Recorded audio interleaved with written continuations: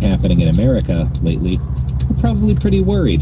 What with the far-right insurrection to install an authoritarian fascist state that just happened, and the promised additional far-right insurrections to try and get things right where they got things wrong before, and all of the other terrifying things that are happening to violent fascists in the street with guns threatening to hang and execute political leaders. It's a messed up time, isn't it, Prop?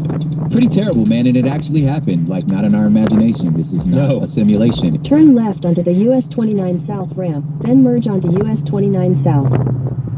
It really happened.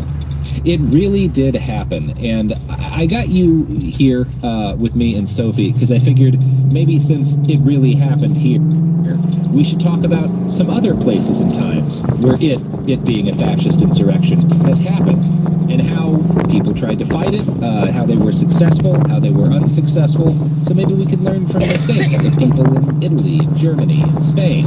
Yeah, maybe we Continue on US 29 South for 5 miles. can learn from their mistakes so we don't make the same for once. Yeah, that would rule. I like not making the same mistakes that led to dictatorships in other countries. That'd be rad. Yeah. So, if you don't want to make the same mistakes, listen to Behind the Insurrections on the iHeartRadio app, Apple Podcasts, or wherever you get your podcasts. That's what I thought we were looking at listening to. I guess I have to find it. It's real. Starts with questioning everything. Deepfake videos are becoming more realistic every day across social media and the news. That's why Intel created the world's first real-time deepfake detection platform. Powered by Intel artificial intelligence and Xeon processors, the fake picture solution can analyze over 70 videos at once with 96% accuracy. This is the first technology to distinguish deepfakes from real human beings in real time. Learn more at intel.com/deepfake. From the obsession with sports to its peculiar rap history, hidden conveniently in mystery. And like any good mystery, that's urban myths of creation, yarns are spun, and legends are told.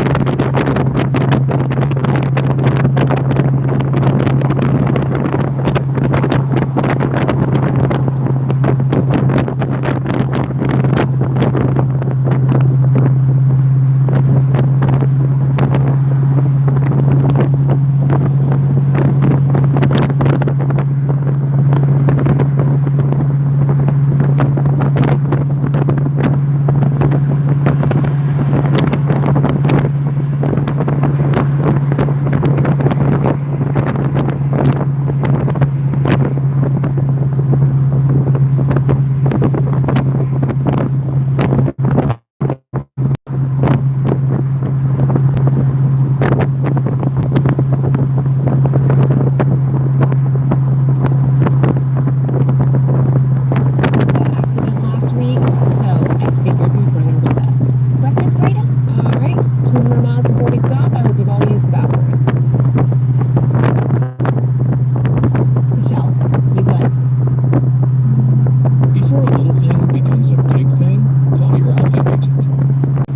Explore a wide selection of premium spirits, wine, and champagne at Reserve.com. Elevate your shopping experience with 2-hour delivery, custom. In 2, use the right lane to take the US 29 South, US 460 West exit toward Lynchburg, Danville. Engraving, and more. Never miss a good spirit with Reserve Bar Top Shelf. From wines to whiskeys, there's a bottle for everyone. Add favorites to your cart today at reservebar.com. Cheers. Grab a shiny new pair of mouse ears for you and the kids. Because as a Walt Disney World authorized seller, Undercover Tourist lets you enjoy the most magical place on earth and save up to $82 per ticket. That means more pirates, more teacups, and more magic moments together for less. You know you just can't wait to go. Visit undercovertourist.com now to book your hotel and holiday and enjoy 30% off your Walt Disney World experience and with a 365-day refund guarantee. There's no excuse. Undercovertourist.com. Hello. Hey, I don't know if you heard, but my podcast, Checking It, has been nominated for the NAACP Image Award in the category of Outstanding Lifestyle and Self-Help Podcast. didn't even do a podcast because I was just wondering, there are thousands of podcasts out there. Why is my voice needed? But a nomination from the NAACP lets me In know. half a mile, use the right lane to take the US 29 South, US 460 West exit toward Lynchburg, Danville. That I made the right choice. I encourage you to do. Don't worry if there are thousands of something out that you want to do. No, nobody has your sauce. So listen, you can still vote. Go to vote.naacp.org. Use the right lane to take the US 29 South exit. You have until February 5th, 9 p.m. Eastern Standard Time. And please listen to my podcast. Continue for half a mile. We're a part of the Black Effect Podcast Network on the iHeartRadio app or wherever you get your podcasts. Thank you for checking in.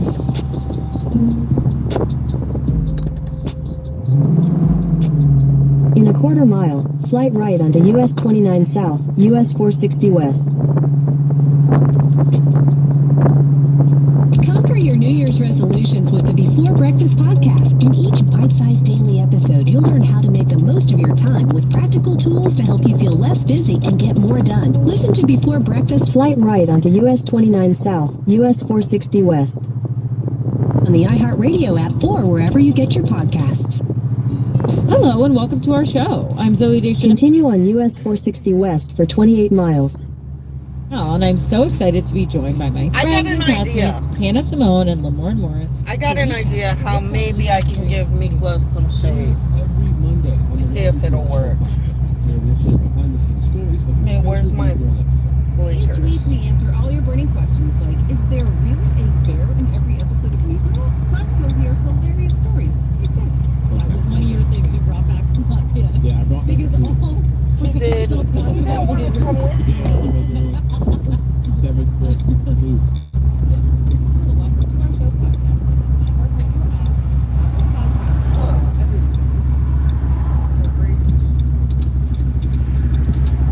What's overthrowing my democratically elected state? I'm Robert Evans. This is Behind the Bastards, a podcast about the worst people in all of history.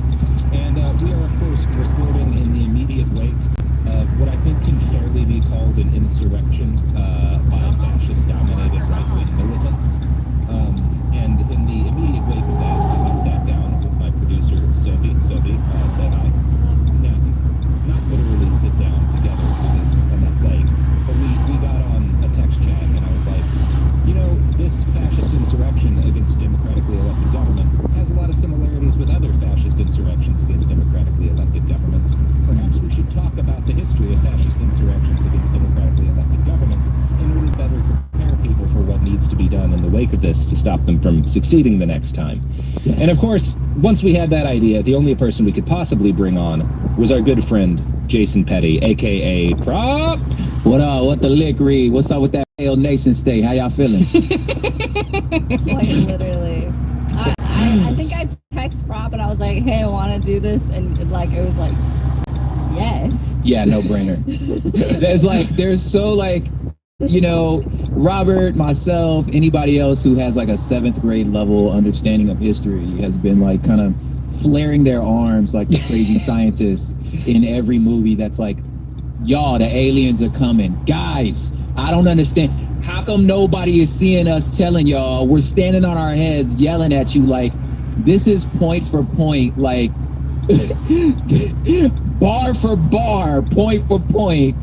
We've seen this before. And I don't understand what you don't understand. Yeah. How did this... Because I've been warning about this for quite a while, and that it could happen here.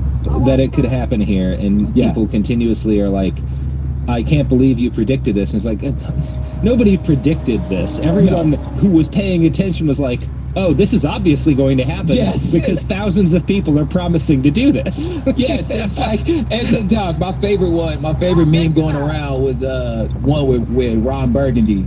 He was like, wow, that escalated slowly over the past 10 years. Yeah. Like, yeah, I know. I can't believe these people did exactly what they said they was gonna do. This is crazy. Yeah, it's very frustrating. Yeah. And so, the reason we decided to do this special mini-series behind the insurrections is that I think historical... That's the name, by the way. That's what this is called that you're listening to. Insurrection. That's what insurrection. Yeah. You and I did a similar thing last year when the uprising against the police started, where we kind of talked about the history of the police, and I thought that was useful to inform people both the context of why folks were angry, for a lot of folks who maybe had never really thought that much about the police and didn't understand all the hatred. And I also thought it was useful because understanding, the history of something that you want to fight is useful in fighting it. Whether it's the police state or a fascist insurrection, and understanding what other fascists have done throughout history and where they've succeeded and failed, and how the people opposing those fascists have succeeded or failed is important, both for us to know what's coming next and to avoid making the same mistakes that other people made in the past that led to them being ruled by fascists, which I'd like to avoid. So naturally, I would love to avoid that. So naturally, we're gonna. I don't know if that's gonna help at all or not. Right? Yeah. We're gonna be starting with my old friend Benito M. Big Benny, as no one has ever Benny called him. Moo. Benny Moo. Benny Moo. Yeah, Big Benny Moo. Yeah. Yeah. The thing that I mean, we're gonna get into this, but off jump, in my hopes to help people figure out ways to inroads to their family members who have been cooked by this fascist movement is dig inside of you and understand what it feels like to be disenfranchised, and what it feels like to feel like you've been left behind by those that are supposed to take care of you. And if you can understand that, coupled with a person having really non-powerful antennas to know that they being fed bullshit, you know what I'm saying? Then I feel like you're starting to get an owner's manual as to how to not let yourself in you trying to stop a fascist regime, not incensing and creating martyrs out of them and confirming their feelings that everybody against them. You know what I'm saying? It's a matter of getting behind that and being okay, if this election was stolen, that would suck. Mm-hmm. You're right, that would suck if that was true. It's not though. It's not. Yeah. It's not. Yeah. It's not. With QAnon. Yeah, I mean, if a bunch of Satan-worshipping pedophile wizards were eating all of our children, that would be a problem. We should fight that. But that's not happening. It's just not true, bro. Yeah. The real pedophiles in power are more like the guy you think is the second coming. But sorry, let's talk about so y'all, this is not new. This is such old as I was stuff. watching live stream footage of people breaking through the Capitol barricades and into offices with zip ties and weapons. And I know that while this was happening, in the immediate wake of it, a lot of people started bringing up historical comparisons, and unfortunately, I think a ton of those historical comparisons were bad. Were the wrong ones to make. A good example of this would be a ton of people who compared the events of the 6th to Kristallnacht, the Night of Broken Glass. Yeah. And I think everyone here knows what that is. For those that don't, listening, it was a pogrom, which is a mass racial assault, on members of a specific race, basically, that was instituted by the Nazi government against Jewish people in Germany. Hundreds of synagogues and Jewish-owned businesses were burnt down in the space of a night. Hundreds of people were killed. And it was a nationwide racial attack carried out at the government's behest, right? Yeah.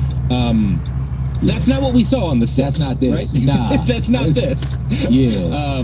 And probably the most prominent person to make that comparison was our current governor, or former governor of California and current Arnold Schwarzenegger, whose video otherwise had some really good stuff in it about... Yeah, I was going to say, I kind of dig it in the sense of the way he was talking about the remorse of people that was a part of it. I think if he was going to pull the Austria card, it would have been a better...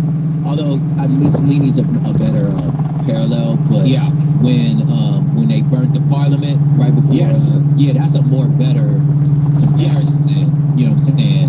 Than Kristallnacht. Kristallnacht. Absolutely. Schwarzenegger has a great TikTok content. He's got a pet donkey.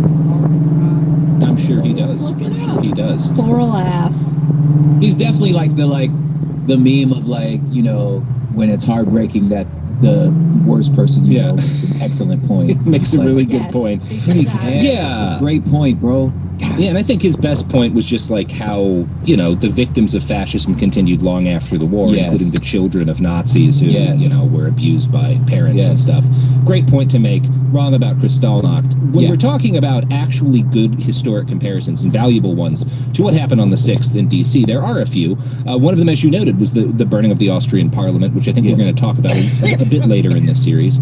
But other folks have kind of much more aptly, I think, compared what happened in the 6th to the Munich beer hall putsch, which was Adolf Hitler's first attempt to seize power. And there's a lot of good reasons to compare that to the 6th. It's not really a perfect comparison. None of them are, in part because when Hitler tried to overthrow the government starting in Munich, he was a political rabble-rouser with no power who was trying to spark a mass revolution. And on January 6th, it was like tens of thousands of the president's fans, including a lot of police officers, active duty soldiers, and elected leaders who tried to take over the Capitol. It's a bit different. So if we're looking for a better historic parallel to January 6th, I think we might be better served by going back a year before the 1923 beer hall putsch, when a completely different fascist, Benito Mussolini, led what came to be known as the March on Rome. A lot of really good comparisons to what's happened, a lot of good lessons in the March on Rome. Most It's people also good before you start is just if you could. It's you never really want to like reach into the past and draw like direct lines, if you will. But if you could think to yourself, just as a general grid, if in the story you on the side of Mussolini, you probably on the wrong side of history. I think we can say that completely. So now, as you continue, think about your position in this. That might be able to tell you which side of history you should be on right now. Anyway, and if you're rightfully on the side of history that's like, well, I don't want to stand with Mussolini, which I think the vast Actually, it's just that the sun is beating down on him, and he doesn't like being in the direct sun. So I just tied a bandana up, some bandanas up to try to give him some shade. Hi, Julie. Mostly as like Hitler's ridiculous and kind of sad sidekick, like the least threatening dictator on the Axis side. John, it's been a while. How do you feel? I hope you're better. Did you see my new ride, John? because it's like you're just like, oh yeah, you. And no, she can't pull the trailer. Unless she was in Italy. Yeah, but even then, Italy would have been better to be, you know, a Jewish person in Italy than in Germany. Not a high bar, you know, the lowest bar in history, actually. Bare minimum. Yeah. Pedophile He gets this kind of insurrectionist. It's reputation of being amazing. like incompetent and the All junior throughout cousin to Hitler history. and not very frightening. And Pedophile that really government misses leaders all throughout a lot history. of the history. Doesn't What go people away. at the time when Mussolini rose to power thought, because Hitler actually, in some ways, idolized Mussolini, and he patterned his career off of Mussolini's career. The Munich beer hall putsch was inspired directly by the March on Rome. Mussolini was not just the first. We're going to a birthday party Mussolini was the first fascist at the dictator. waterpark. He was the man who created fascism as a political ideology that actually took power, right? We talked about Gabriele D'Annunzio, who kind of invented a lot of the ideas that became fascism, and he was a contemporary of Mussolini's. But Mussolini is the guy who made fascism work for the first time. And when I say work, I mean actually seized power, not that it was a good government or anything. He was the first fascist who seized power from a functional democracy. So he is not an incompetent buffoon, and it behooves you to understand how he succeeded in the way that he did. We're going to do a full set of episodes on his life at some point on Behind the Bastards, but since we're just focused on the March on Rome today, I'm going to give a little clip. Now that there's more people in here, why was, hold on, I'm going to pause this a minute. Why was Newfie Girl in my chat last night? Wanted to watch me get tipsy?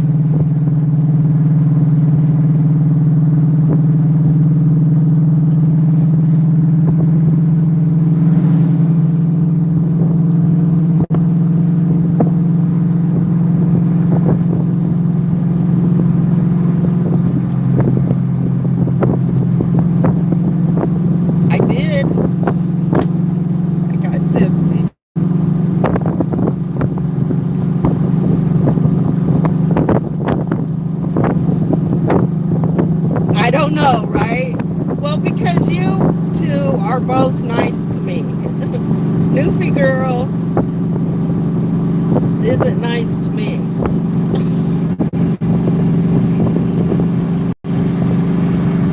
I didn't see anybody misbehaving though. Did everybody behave?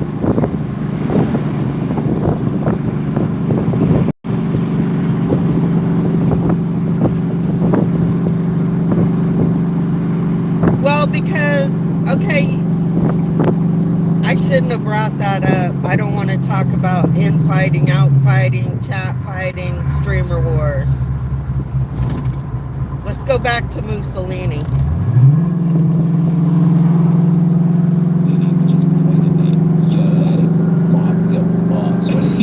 Except for the Andrea, right? Except for the Andrea. It's a little in the way that he did.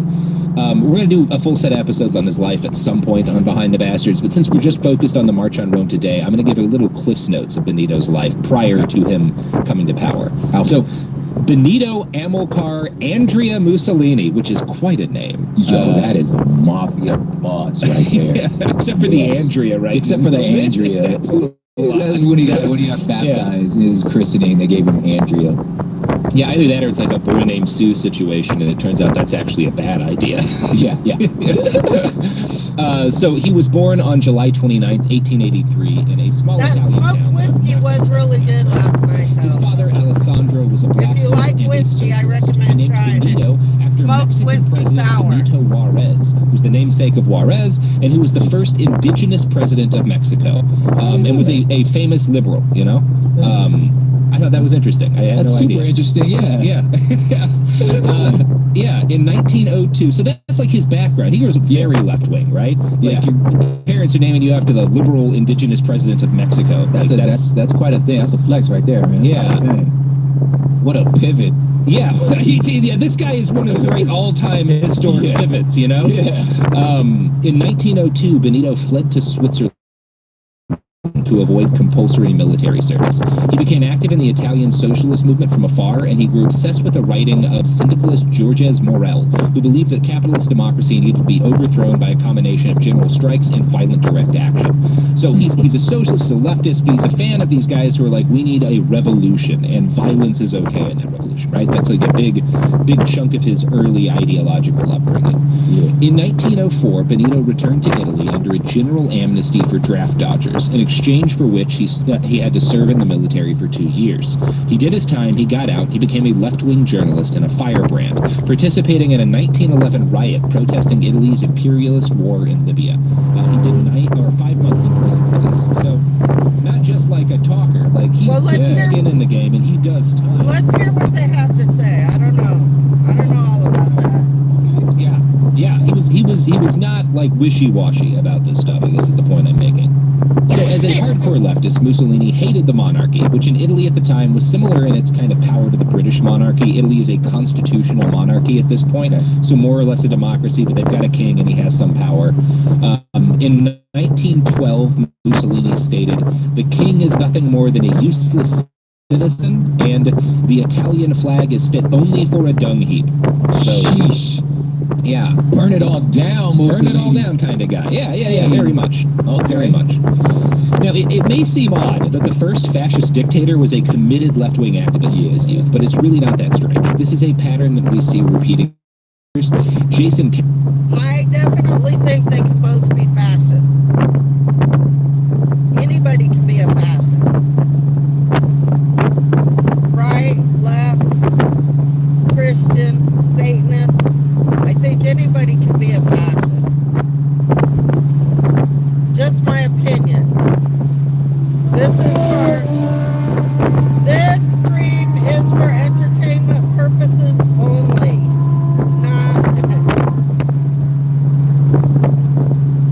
Not advice. Speed limit. Who's the fascist who planned and organized the first Unite the Right rally in Charlottesville, got his start in political activism at Occupy New York. You can find in Unicorn rights Discord chats, him talking about being very into Occupy at the time.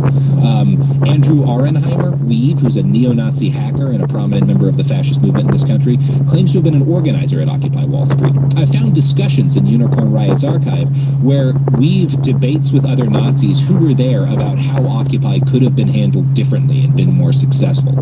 And for a lot of these Nazis, the failure of the Occupy movement to garner any real change and the ease with which the police swept it aside were major factors in radicalizing these guys to the far right. One fascist that I found in a Discord conversation said, quote, "I was at Occupy Wall Street in 2011. It was black-pilling as fuck." By which he means the experience was so disheartening that it pushed him towards fascism. And that's really what we see with Mussolini. He's very involved in left-wing politics. He gets arrested for them, and he sees them continue to fail, right? They don't succeed in overthrowing the government. They don't succeed in pushing the changes that he believes are necessary, and it starts to embitter him. I often think that like some of that happens in the black community with just also like still trying to wrap my brain around, like saw a video of Crips for Trump on the at the insurrection earlier. It was like Crips for Trump, West Side, something.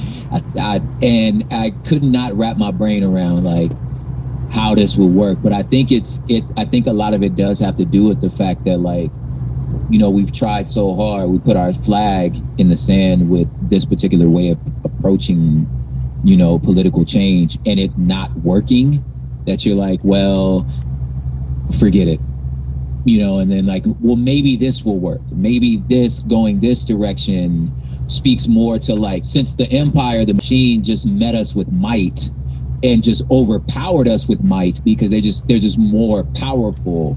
Your only recourse is to be like, well, I need to be more powerful than that. I don't know. Yes, that's exactly.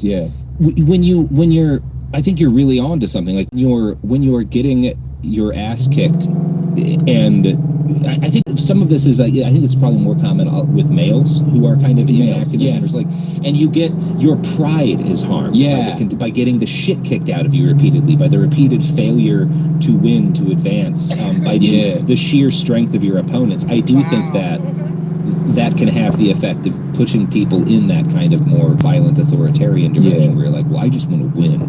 Like, I wouldn't be surprised if that's a part of what's going on. And I think it is for Mussolini, because the switch for him really happens as a result of World War I. So basically what you've got with World War I, Archduke Franz Ferdinand gets shot dead along with his wife, and it starts this series of events, right, where Austria is going to invade Serbia and Russia is going to come in on the side of and like it starts this whole domino effect. And so there's months between his assassination and the actual outbreak of the war where everyone knows that Europe is gearing up for a war. And prior to that happening, the international left, the Communist International largely, had been very anti-war, very united across national boundaries. But as soon as a mass European war becomes a reality, shit starts to splinter. And there are a lot of folks who had been socialist leftists, like workers, who instead of kind of siding with workers' solidarity are like, well, I'm going to side with my country on this. And, you know, that's not the only thing that's happening. There's also like the Second International tries to organize like some sort of workers' strike or something. Like, there's a couple of ideas about how they might stop the war by organizing workers, and all of these ideas fail. And you know, all of these ideas fail, and Europe lurches towards war, and it's kind of like this moment where this big international left-wing movement shows it that it's toothless in the eyes of, at least the eyes of a guy like Mussolini. Like we said, like this, we weren't going to let this kind of thing happen, and now it's happening. So that for one thing is a source of frustration to a lot of people. Mussolini is more directly enraged by something that happened here in 1914, something called Red Week, which was when a bunch of workers, there was a big mass workers revolt in Italy that was brutally put down by Italian police and the Royal Army. And this had kind of convinced him that the bourgeoisie leaders of left-wing political parties, the actual like liberals and socialists in government, didn't really support revolution, and he did. So all of this stuff is kind of in the mix, leading to him getting kind of black-pilled, to use the words of that other Nazi. And Benito doesn't come out as against the war as a result of this. Instead, he decides to become incredibly pro-war because he thinks it's going to accelerate force a revolution. It's the only way. Yeah. It's I've always, at least in my head, I let go of the like linear swing of like far right, far left in my brain. I know we use that because that's how we understand the world right now, but like, it seems much more like circular, to where it's like they end at authoritarianism at the end of the day. They end with a strong dude. Like so it was crazy. Like, yeah, so like the further left you go, you're still gonna end at a dude overpowering everyone. I think, yeah, I was gonna say which why like I'm now leaning more towards thinking in anarchist ways of being like, you got to get off this loop. It's just the whole it. You know what? Honestly, I've been thinking more anarchist ways too. It makes sense. A lot of what they're talking about makes sense. Like, do we sign a contract with the government just by the mere fact of being born?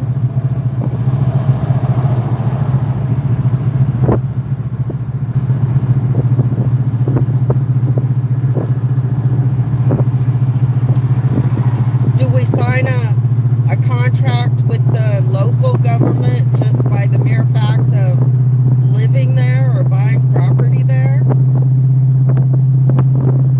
Do I have you in Zoom? Yeah, there we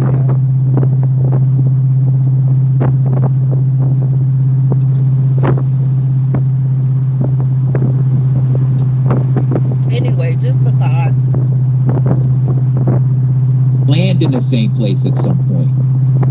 Somebody's gonna get pressed, you know? Yeah, and so there's a couple of terms that are used a lot for the kind of thought process that you just explained. One of them is horseshoe theory, which is this idea that the left and the right, when you go far enough, come around to the same place. And I don't subscribe to that, because I don't think that left-wing ideals and far-right ideals are super similar. But I do think that what you see that looks... It's not a horseshoe, it's a bell curve.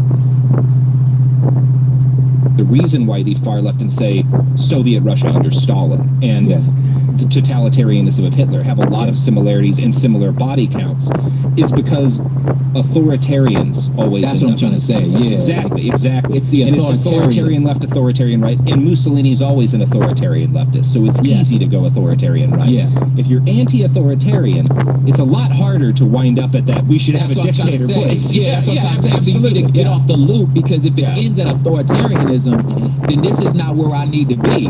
Yeah, exactly. If it ends with like all of the power being in one dude or a tiny number of people's hands, no, that's not what I want. No, it's what I'm trying to. It's like somewhere on this horseshoe, I knew that wasn't a good idea. You know what I'm saying? Yeah. We need to get off the ride. And Mussolini is very much just a guy who he's of that. He's always been kind of an authoritarian, in part because he is very in love with his own ideas and thinking, and that's the same when he's on the left as when he's on the right. And you know, it's not a clean process of him going from socialist to fascist, but it happens over the course of not just World War I, but ramping up to getting Italy involved in World War I. So Italy had, prior to the outbreak of hostilities, been allied with the Central Powers. So they should have come in the war on Germany's side, but they very intelligently were like, no, we're not, we're not doing this. Remind me who told this we can have it all. Try being parent, partner, and friend all before you even get to your to-do list. It's hard to prioritize your own health, and even harder when you feel off. So small acts of self-care can make the biggest impact. Seeds DSO1 is a 2-in-1 24-strain probiotic and prebiotic to support whole system health from gut to skin in just 2 capsules a day. Founded by a mom and developed by top probiotic scientists, DSO1 is known for its science, quality, and sustainability. DSO1 delivers systemic benefits from healthy regularity to immune and skin support to nourish yourself from the inside out. Unlike many probiotics, there's no refrigeration necessary, and your first month includes a refillable glass jar and complimentary vial for on the go. We know choosing a probiotic can be overwhelming, so find out why Seed's DSO1 is a top choice for notable nutritionists, functional doctors, and the most known names in health and wellness. Visit seed.com/iHeart and use code iHeart to redeem 30% off your first month of Seed's DSO1 Daily Symbiotic. That's seed.com, SEED.com/iHeart with code iHeart. These statements have not been evaluated. That's what I like to see, the highway patrol being helpful, serving the people, instead of committing highway robbery. He was down there changing a tire. See, I should film the cops doing good stuff. Should have stopped and recorded him changing a tire, so people could call in and give him kudos. Dang it. Uh-oh. Can we give notice next time? Uh-oh, there's another flat tire. Oh my goodness. Everybody's got, uh-oh. What's going on here with the flat tires? Highway patrol. I have had good experiences with highway patrol.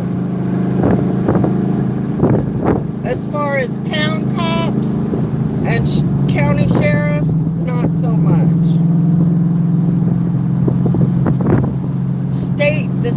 The Virginia State Police have been pretty cool.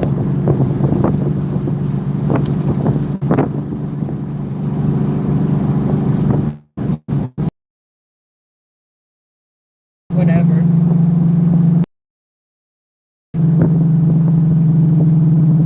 Who's green now? I don't know. Nobody I know of. Oh, I know Glory Bee's got her auction going on. That's not really grifting. I mean, she works hard on that jewelry. I was tempted to look in on it because I've never seen it. Rick, nobody cares about what. All right, back to the podcast. Food and Drug Administration. This product is not intended to diagnose, treat, cure, or prevent any disease. Everything is better after a great night's rest. Whether you're moving or simply want to upgrade that guest bedroom of yours, Lisa is here to help. For a limited time, save up to $700 off select mattresses, plus 2 free pillows during Lisa's Memorial Day sale. Lisa's mattresses are expertly crafted in the U.S. for exceptional comfort and support. Check out our hybrid mattress, rated Best Mattress by the New York Times for 4 years running. And as always, we offer free shipping and a risk-free 100-night trial.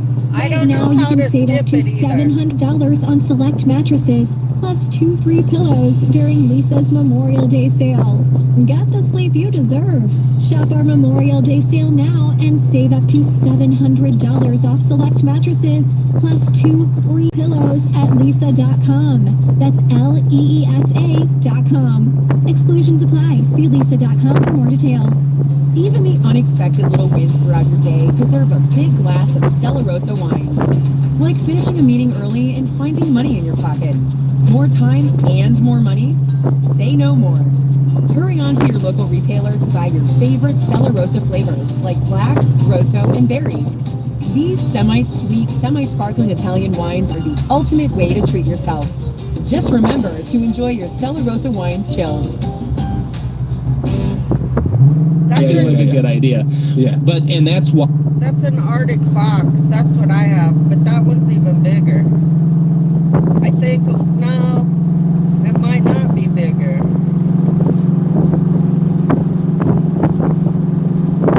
Oh, yeah, a little bit with an extra slide out. That's what I should have looked for, the slide out in the bedroom. Gives you more room in the bedroom.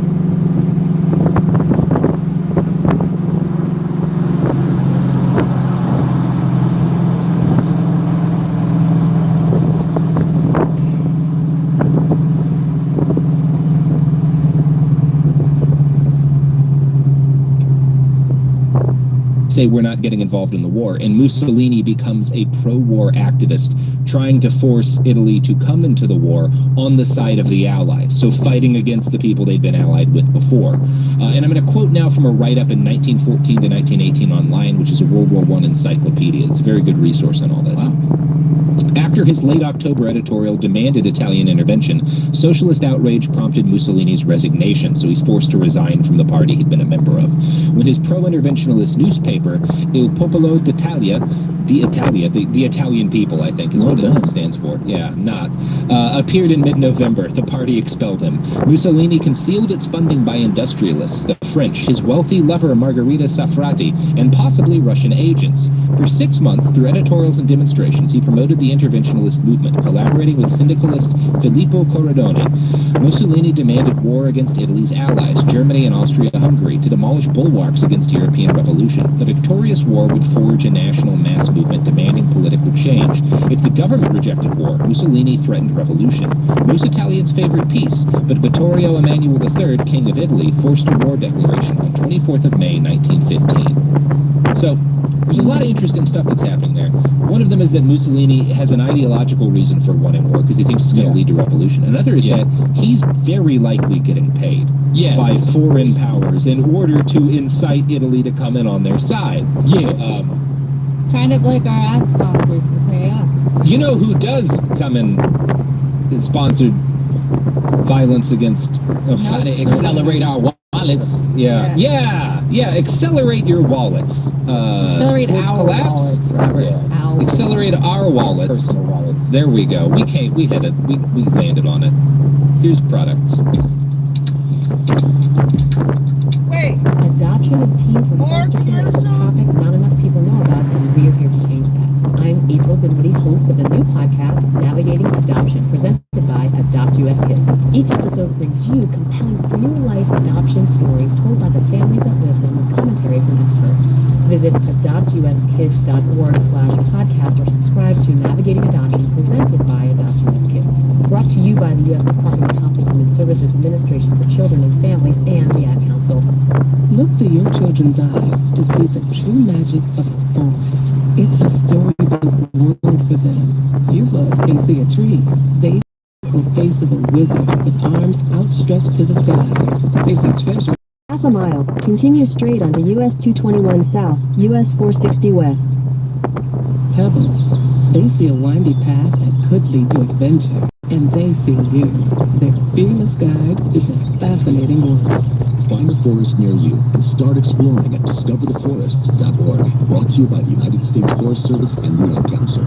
Hello, and continue straight onto US 221 South, US 460 West. Welcome to our show. I'm Zoe Deschanel, and I'm so excited to be joined by my friends and castmates, Hannah Simone and Lamorne Morris, to recap our hit television series, New Girl.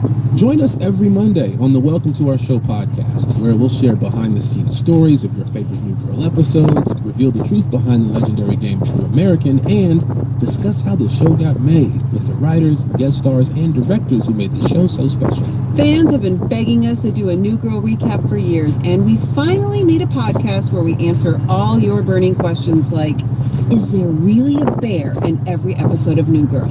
Plus, each week you'll hear hilarious stories like this. At the end, when he says you got some Schmidt on your face, I feel like I pitched that joke. I believe that. I feel like I did. I'm not 1,000%, but I want to say that was, I tossed that one in. Listen to the Welcome to Our Show podcast on the iHeartRadio app, Apple Podcasts, or wherever you get your podcasts. Yeah, no, I'm not down with that. We're back. Children cannot consent. So yeah, we're talking about Mussolini becomes this very much like interventionalist figure, and there's a mix of ideology and foreign backing that kind of pushes him towards it. And I could talk about websites like the Gray Zone and their weird Russian funding and how they're ostensibly left-wing but also imperialist intervention when some countries do it. But I won't, because we need to move on to the story of Benito Mussolini. But we've seen these patterns happen recently as well. Yeah. So Mussolini was obviously just one very prominent voice in favor of war. He was a major pro-war figure, but he was not the only one. And he was probably less influential than Gabriel D'Annunzio, who, again, we covered in a two-parter that I'd recommend people listen to. And to his minimal credit, after helping to monger his nation into war, Mussolini joined the army and fought as a bersagliere, which is like a marksman. It's almost like a special forces unit, right? Like it's an elite military unit. Kind of like the Army Rangers, it seems. Okay. And he was wounded at the front by an exploding mortar in one of Italy's many bloody stalemates with Austria. Since he'd become a very public face of the pro-war movement, the king came to visit him twice while he was in the hospital. Benito became a bona fide celebrity, and when the war ended, this provided him with a great deal of political capital. He moved further and further right, pulled in by the spell of Gabriel D'Annunzio's proto-fascist rhetoric. When Italy was screwed over by her allies with the spoils of war, because like Italy had come in on the side of the allies, but they didn't really get shit at the end of it. Like they wanted a lot more territory, more of Austria. They kind of got fucked out of it. And that pisses off the Italian right, who feel like we fought and bled and lost our comrades for this and we didn't get anything, and it's because of our lame-ass left-wing government. That's how a lot of folks feel. And yeah, Mussolini is basically, by the time the war ends, is pretty entrenched in the growing far right in Italy. And he supports Gabriel D'Annunzio when D'Annunzio leads an army of Italian special forces veterans to occupy the city of Fiume. And this is, again, we talk about this in our episodes on D'Annunzio, but Fiume is this city that was part of Yugoslavia. Yugoslavia gets created at when World War I ends, and they get this city that Italy thought should be theirs. So D'Annunzio leads an army of retired special forces veterans to take it, and they turn it into this weird, it's like this melting pot, because in 1918, 1919, you've got all these ideologies that are like still kind of forming. Anarchism and communism and fascism are popular in a lot of like similar circles of people. There's a lot of interplay between them at this period, because they're all kind of new ideologies being developed, and the same kinds of people who are interested in radical politics are all hanging out together. So Fiume is like a big melting pot for all these kinds of things, and it winds up being the place where a lot of what becomes fascism gets cooked up. It's like that's interesting you said, because like I do picture it as like this like planets for like nebulous balls of gas, where it's like it's all the same elements, and like it's still like all this stuff is still kind of coalescing and stuff like that. But I also think this particular moment in history for me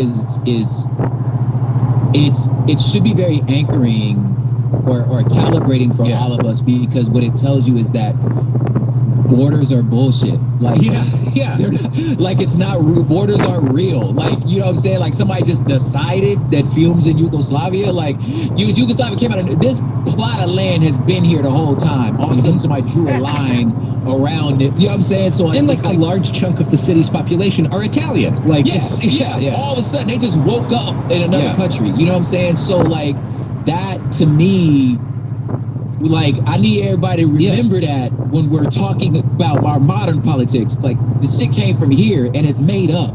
Well, and when we're talking about why so many people, because one of the things you see in this period is a lot of people who were anarchists become fascists, and a lot of fascists become anarchists, and it's because, in part because when you live through a thing where suddenly tens of millions of people wake up one day in a completely different country than they went to sleep in, everything's more malleable, right? Everything's more malleable. And it's not, obviously, like fascism and anarchism are not similar ideologies, but people who are into both may be drawn to certain similar things. For example, I'm getting a headache. I'm going to put the top up. The beauty of violence and physical. That sun is beating down on my head. And a lot of anarchists were also into direct action, physical violence, fighting. And so if you've got communities that are kind of embracing this idea of action for action's sake, some of them are anarchists, some of them are fascists, but a lot of times they're going to wind up in the same fucking places, which is kind of, if you look at Germany prior to Hitler's rise to power, there were times when the communists and the fascists fought alongside each other against the cops. It happened. It's a thing that occurred. Just this understanding that like what we have right now isn't. Do I like fish sticks? Exactly. Like, you know what I'm saying? Like, and so you're all gonna be in the same space. You know? Yeah, and a lot of people in Fume, Not they're not, really. they maybe have called themselves a fascist or an I anarchist like at the time, rainbow or a trout. communist. It I wasn't really guess you're not settled in their talking to minds. me. They just knew that what they I had couldn't grown see up the with chat. was wrong. Really, You know? the sun is so bright. And yeah, so Fume is one of the things that comes out of this experiment in Fume is the Italian fascist movement gets like solidified in a lot of ways, but it starts before, like there's thinkers pushing it before then. And while D'Annunzio is off on his adventure in Fume, Benito Mussolini forms a fascist party in March 23rd Let's see how the of air conditioner 1919. works. Now, a lot of the impetus behind the early fascists in Italy were demilitarized army veterans, and particularly special forces guys.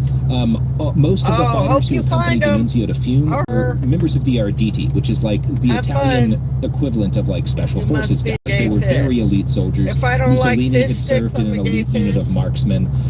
There were a bunch of like the guys who followed D'Annunzio, the Arditi, were like like stormers. They were do like what the German stormtroopers would. Jim, do you like have a book of lame dad jokes?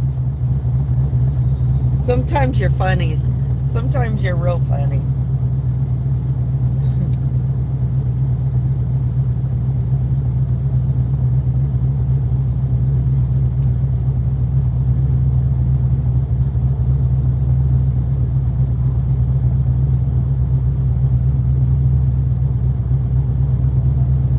I haven't hardly driven with the top up very much.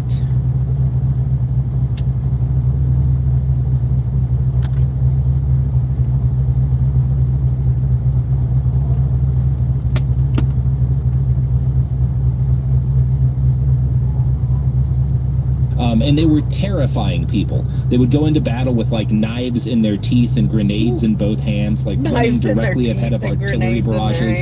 And like this is where like a lot of that cult of action for action's sake. These are adrenaline junkies. That's a huge part of early fascism. No, Wendy, in Italy I and didn't. Germany. These are guys who became addicted to adrenaline during the war. But we did talk about that the other day too, and so I asked my granddaughter, the eldest of the ones around here, I asked her and she said no, and I did it, I showed it to her, but I did proper cursive, like not my sloppy lawyer cursive, and I kind of understand why they don't teach it anymore. I mean, it was pretty, but not as useful. And then people tend to morph it into their own style.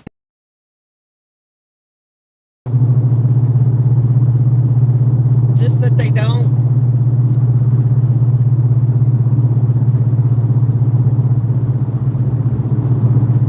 Hey, I'm all down for it there. Cash at me, Rick. You have to cash at me first. Oh, seatbelt.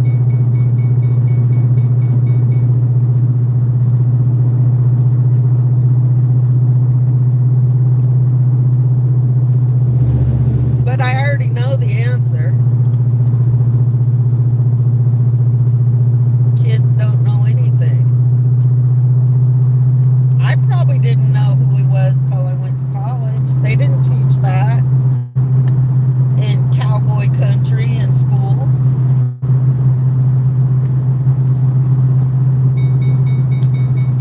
Where the fuck is my... I gotta pull over and put my seatbelt on.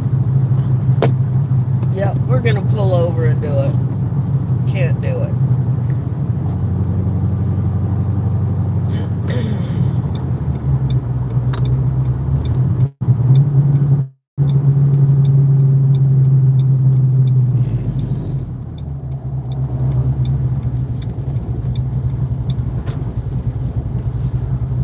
Sorry, buddy.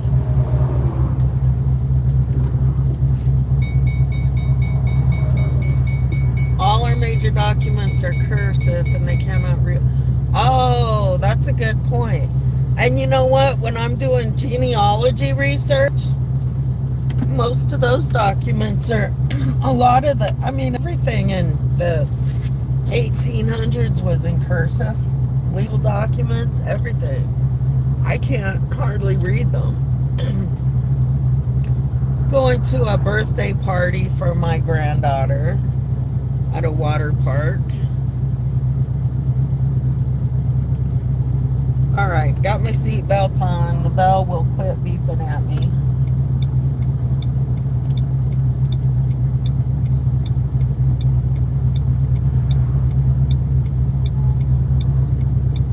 Stop fighting when they get back home, and it's a thing that is a factor in our modern fascist movements, right? A lot of vets and cops and stuff wind up in that. I'm also interested in just whenever somebody says, "Oh, they started a political party," I'm like, logistically, what does that look? Was there like paperwork you file? Like, how do you start? Like, I still think like, start a party. We'll talk about that in just a second. I want to talk a little bit more about some of these demilitarized vets. Yeah, so form lines. Yeah.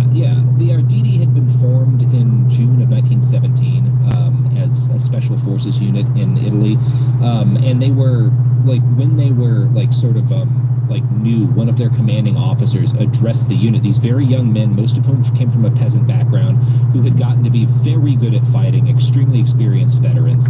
And he tells the soldiers, "You are the first, the best, the future owners of Italy, the new Italian generation, fearless and brilliant. You will prepare the great future of Italy. The smile of the beautiful Italian woman is your reward." You can't tell no little young, hungry, violent dude. No, exactly, right? Like, you see the seeds of this, why so many of these guys become fascists. And as an aside, one of the emblems on their uniform that they wore on their hats was a skull and crossbones, which is the same basic emblem that the Nazi SS, which started as Nazi street fighters before they were a military unit, what they wore, right? Like, a lot of the same shit's happening. These guys, the Arditi, are famous for giving the stiff-armed Roman salute, the Sig Heil, as most people know it. So a lot of this stuff, again, you see it all cooking up in World War I. And by the time the war came to an end, the liberal political elite in Italy knew that these young guys were terrifying, that oh shit, we trained up an entire generation of incredibly violent, incompetent at violence young men, and now we have nothing for them to do. And that they realized this is a problem. They disbanded the Arditi immediately after the war. So it takes less than a month. But these guys are still all out there, and they have no plan for demilitarizing them. And I could again make some comments about what happened in Iraq after we dissolved the entire Iraqi army. Yes, I was going to say, we living in that now. It's never a good idea. You have to take care of these people afterwards. Otherwise, they murder people in the streets sometime, or become the nexus of a fascist political party. So again, 4 months after the armistice ended World War I, 3 months after the Arditi are disbanded, on March 23rd, 1919, Benito Mussolini puts together a group of... I get strikes all the time. A mix of Italian veterans, Here, let me pause this. A strike doesn't shut down the channel. They did shut it down the other night when I was playing El King. They just shut it down. Now, YouTube has never done that to me before. I just get strikes, and I can either go in and, just because you get a strike doesn't necessarily mean it affects your channel or your stream. Now, it may affect your stream in some countries. So, unfortunately, people in Russia can't see a lot of my streams. And I don't have any viewers in Russia yet, so I'm not really concerned with that. So there's other countries too that once in a while they can't see my streams. Now, if it affects being visible here in the US, I can go in and either cut out that part of the video, or switch it to a new song. They give you a choice, you just click and they give you a choice of songs to put there instead. And that's okay if there's one or two, but I've had some streams where there's 10, 12. So those just stay down. I don't have time for that. Because the loading of the songs takes a long time. Like cutting out the songs takes a while.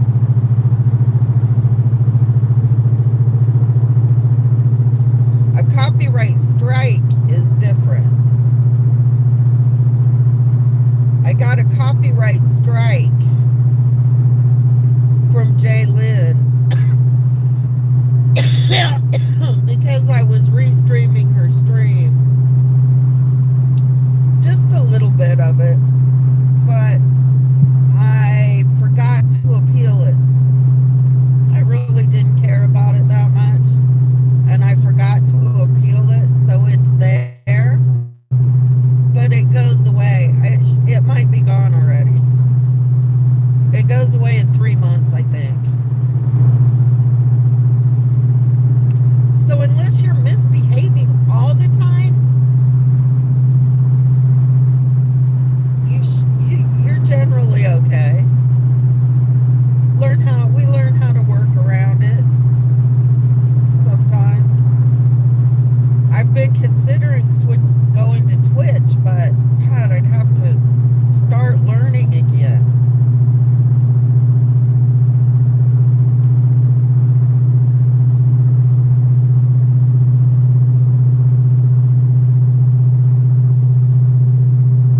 Is that what you're saying to me, Rick? You think I'm doing this for attention? Are you talking about me?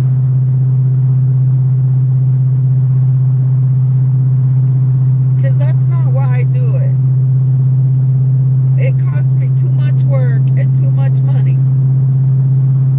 There's other ways to get attention. Better attention. Kinder attention.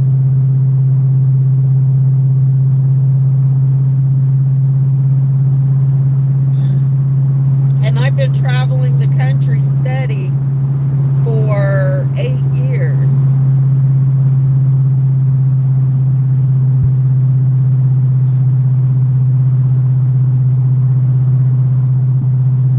Whatever.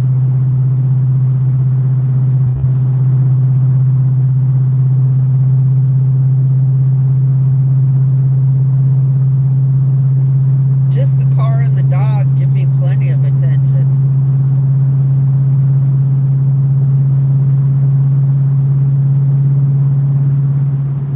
Go back to Mussolini.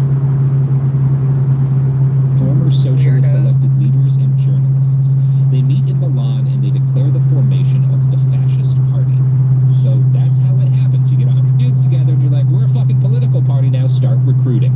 Yeah. And one of Benito's first moves is to start recruiting from the disaffected ranks of former soldiers. He brings in hundreds of these guys and he reorganizes them into paramilitary squads. Uniformed in black shirts and red fez caps, Mussolini's black shirts start going after their political opponents in the street. Now, It's just like the formula, Doc. Find somebody angry and give them a uniform. Give them a uniform. Tell them it's okay to go out and beat the shit out of people they already don't see like. you later. Yeah, and I'm already angry. I'm already pissy, and you say those dudes are your problem. Mm-hmm. And there's in any society that has just gone through a war and is dealing with economic inequality, which Italy is at this period, and economic collapse and incompetent political leadership, you will be able to find tens of thousands of those young men who are like, yeah, I'll make this my whole life. Absolutely. I'll wear whatever Fred Perry shirts. Fuck it. Let's do it. Yeah. I'll storm the Capitol. Like, totally. Yes. It's very easy. Yeah. Yes. So Mussolini forms the fascist party. He starts organizing all these squads of black shirts. And for an idea of how fast this gets out of hand, in 1919, Mussolini starts the fascist party with 100 men. By 1921, there were 300,000 members. Sheesh. Woo. Yeah. So I'm going to pause here for another little rant about modern Antifa. See, we could just start our own party. Why not? Somebody needs to start another party and recruit besides 1776.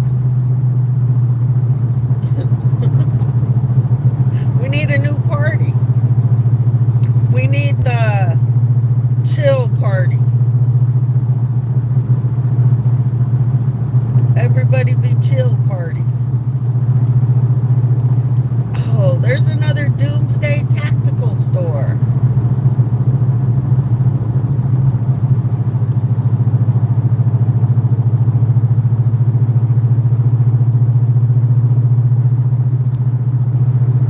Because this is something that's also relevant to us. Yes. Over the last 4 years, since Antifa became a household name after the first Unite the Right rally in Charlottesville, liberal celebrities and politicians have repeatedly urged people not to confront fascists in the streets. Some have even complained about doxing, which is the public naming and shaming of fascist activists who are caught in the wild doing Nazi stuff. Now, the general argument tended to go something like this. People showing up to fight them just emboldens them and brings more of them out. Ignore them and they'll go away. This was more or less the attitude of most, but not all, American liberals throughout much of the Trump administration. Antifa tended to be condemned as often as groups like the Proud Boys. Police were given a free hand to use violence on anti-fascists, while fascist street movements were ignored or directly enabled by law enforcement and by political parties, well, a political party. These organizations, as a result, grew steadily in power and reach for several years. Now, on January 2nd, 2021, liberal activist Amy Siskind tweeted, "If you live in D.C., stay off the streets on January 6th. Let the D.C. police take care of the white supremacists like they did in Oregon yesterday. I actually think it will be fun to watch, LOL." Woo! LOL. Yeah. Not a take that aged well.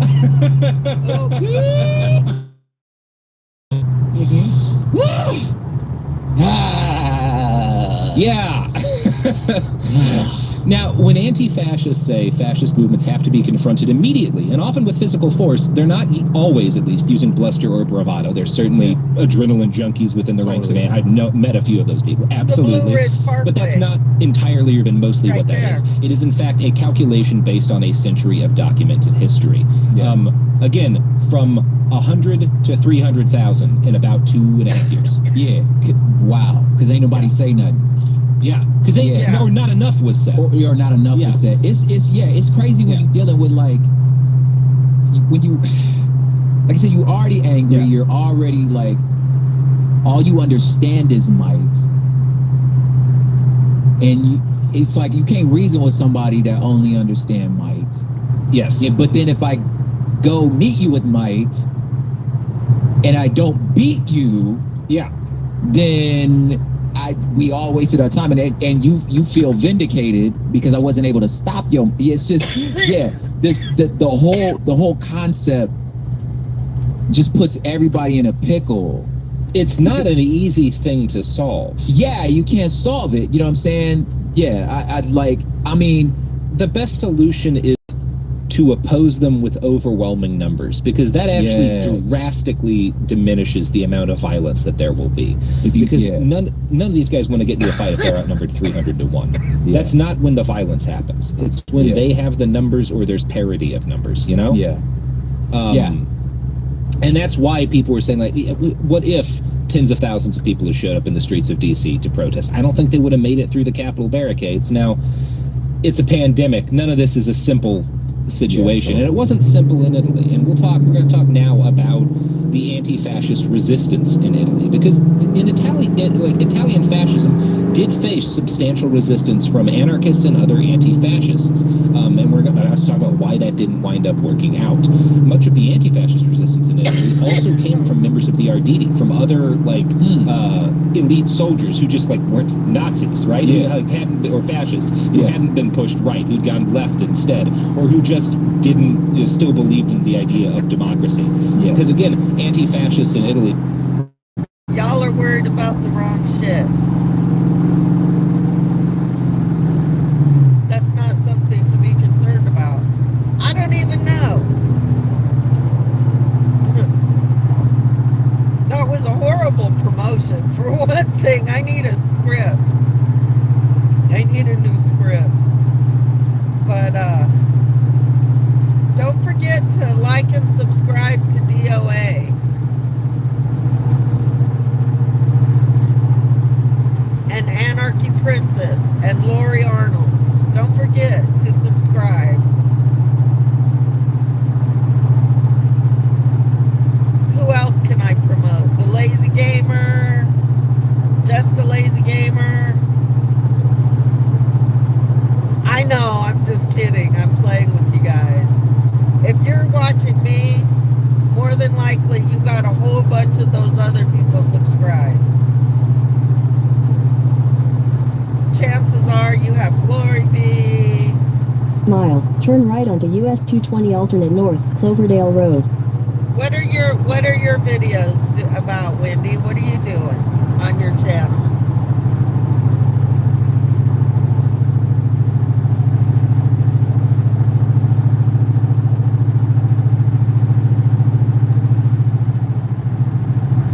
Right onto US 220 alternate north, Cloverdale Road. I don't know what to tell ya.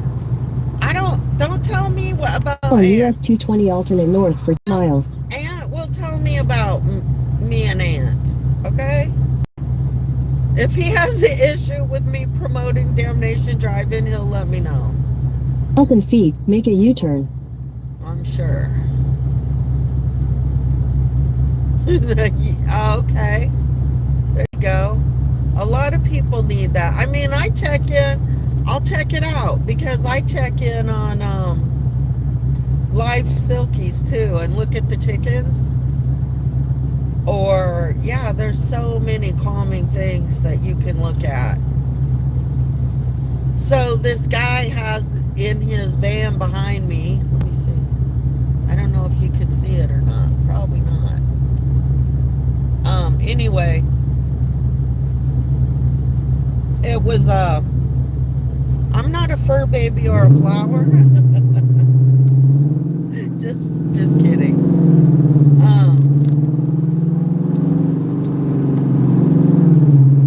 Look, Scotty and I have been through a lot. U-turn. Thanks, Lakota. Uh-oh, did I miss my turn? I did. I gotta do a U-turn. See, messing around with you people, I missed my turn. On US 221 south for half a mile.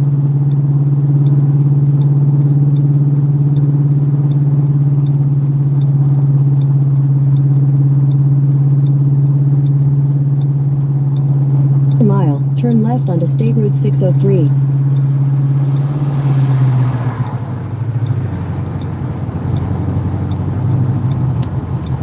I don't know if I can. There's a car here. He's got to go first. Ugh.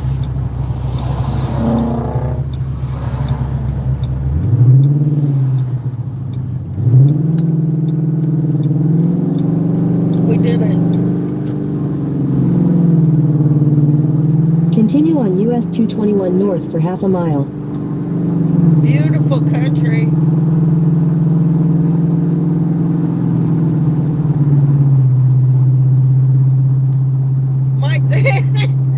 I'm houseless. I'm not homeless. Mile. Use the left 2 lanes to turn left onto US 220 alternate north, Cloverdale You're Road. gonna have to wait until I stop. My daughter has Great Danes, 2 of them. They're beautiful. They're just huge.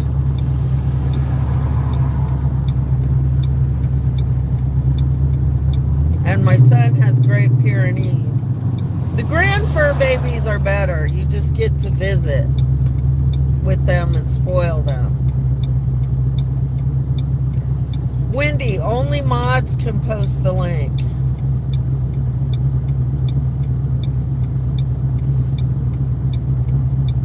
Is it the same as your name? Is it just what your name is?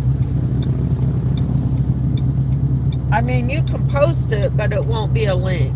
It'll just, they'll have to copy and paste or something.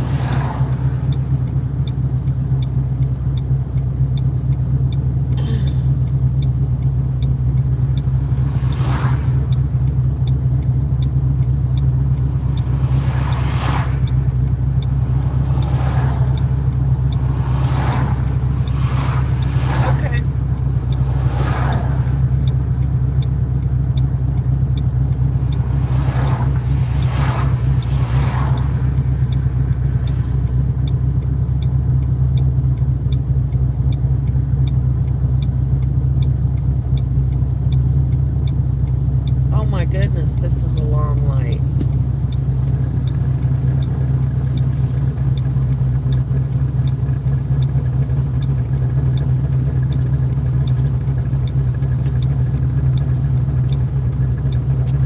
Go do something else.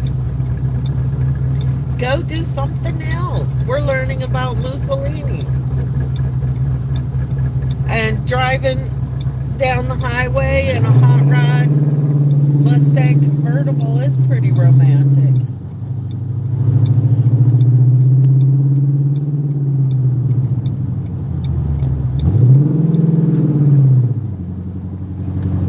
Now where are we going? I have no idea.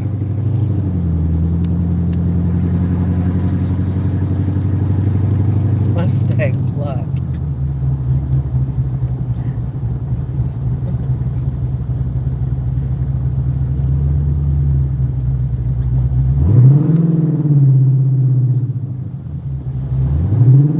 Ew, Walmart.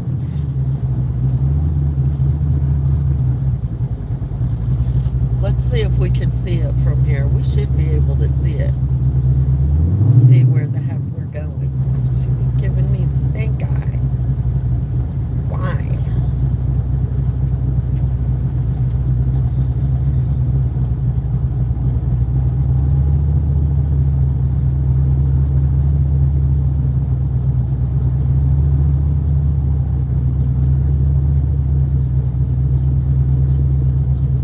Oh my goodness.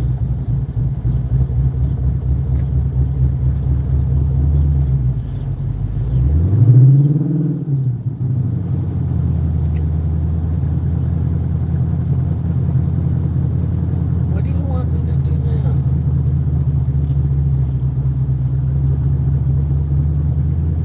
Go down here. We're going back. We're going out. Now what are we doing? Turning left.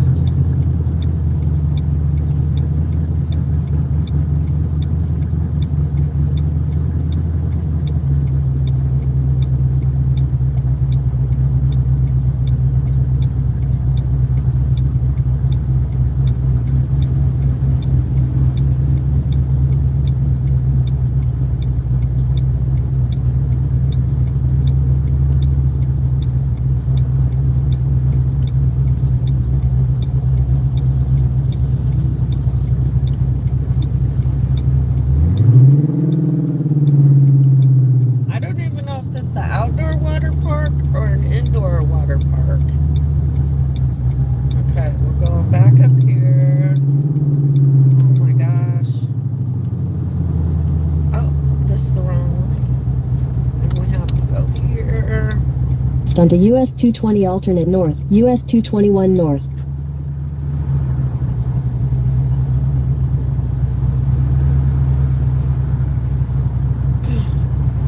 Look at those mountains. It's beautiful. I just don't know my way around this area at all.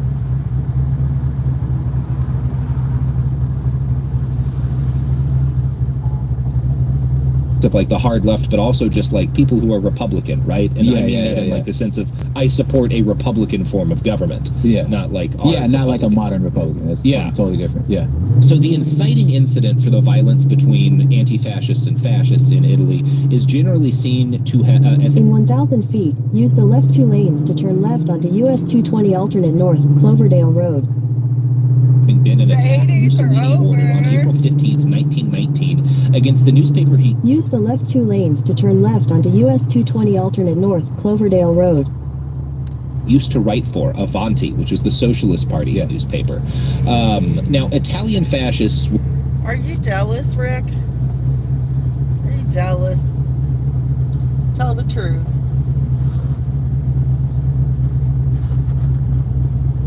Are you jealous because I can relive the 80s? Problem is, the Mustang is an 06. So, we're kind of missing it by a few years.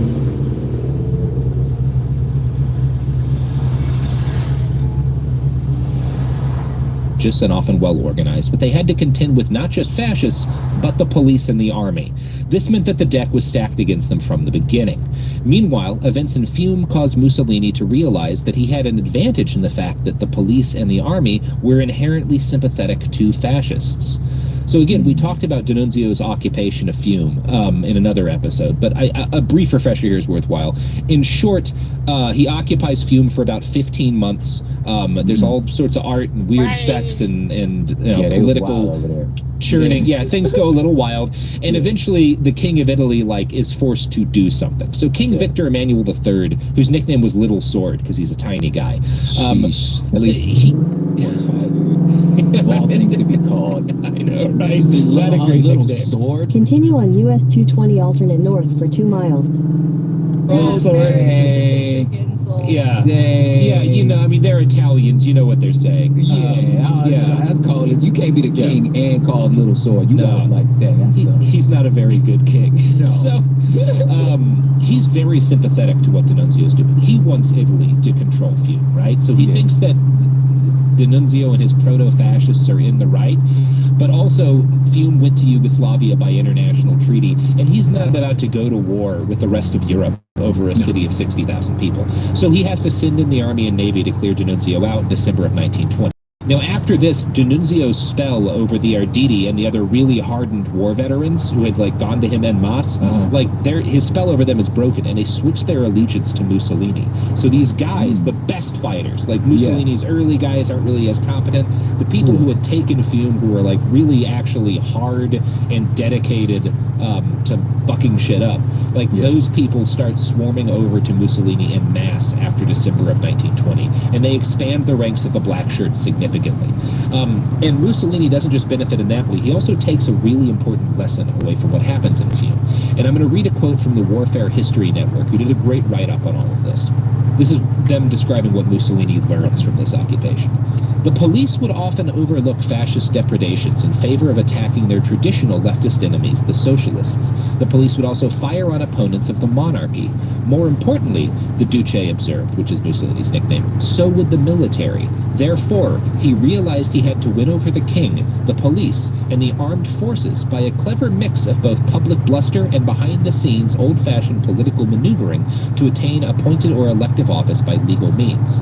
In other words, he realizes D'Annunzio's able to get this far and occupy the city because the army wasn't willing to fight him. The police weren't willing to stop him while he was marching there because they're sympathetic. But when D'Annunzio put himself in opposition... In half a mile, turn left onto State Route 654, Reed Mountain Road. ...to the Italian crown and the will of the government, the police and the army So if he's going to win... he can make use of the fact that they're sympathetic if he just becomes part of... Left onto State Route 654, Reed Mountain Road. That's the way when he realizes fascism's not going to win by a revolution. Fascism's going to win by democratic means. Because the deck is stacked in our favor if we try it that way. If we try to lead a violent revolution, they'll murder us like they would anyone trying to lead a violent revolution. If we become part of the government, they'll help us crush our enemies and we'll gain power. Yes, James.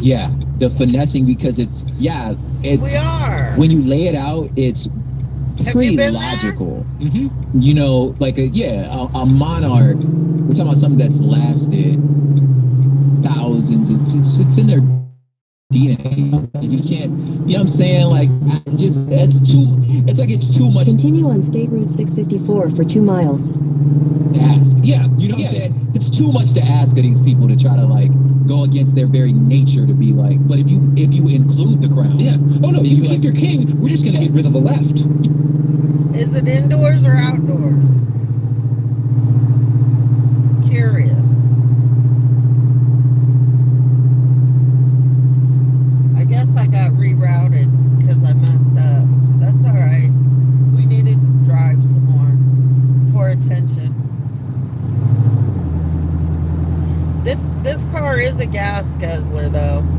Right now I'm averaging 18 according to the computer. But I've been going up and down and around a lot of mountains.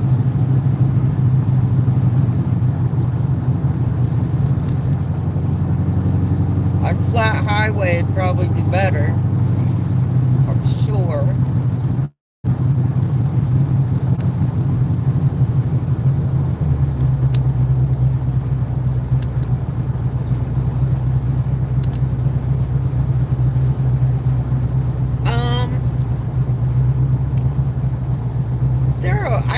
that I love them. They're okay. The kids love them. That's the main thing. That's good. I kind of hope it's outdoors, but then the kids might all be burned.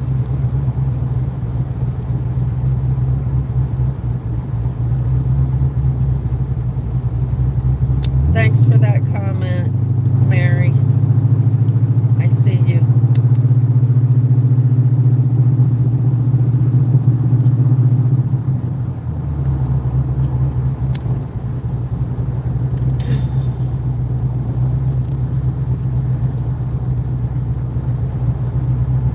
There's probably several of them in here. They're just afraid to speak up.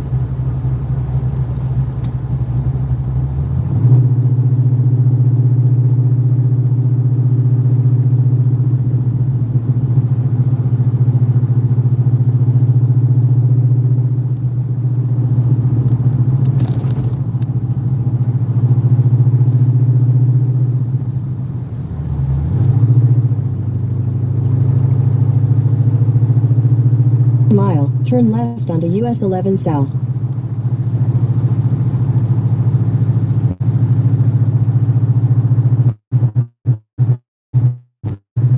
I'd rather go to the beach, honestly, or the river.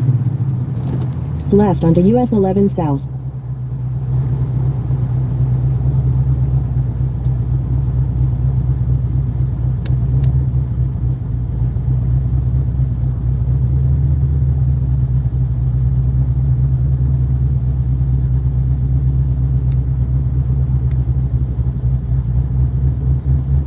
No, I'm not in California. I'm absolutely not in California.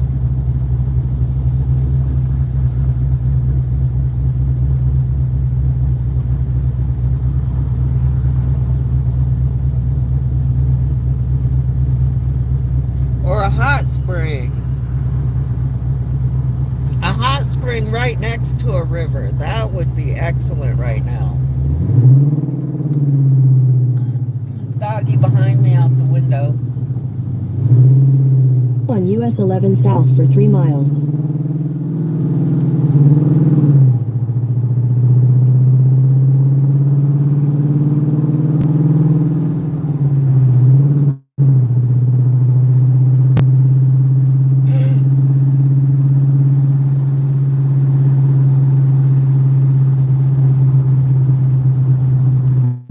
Anyway, do you? Help us kill them. Like, yeah.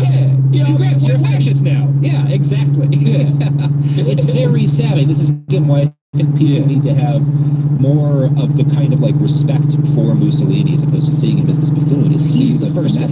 He figures it out. He figures out how fascists are going to...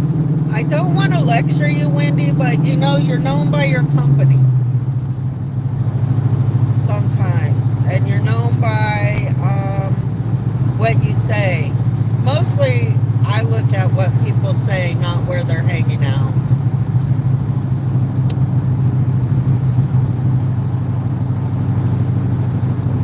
And how they treat my friends and I.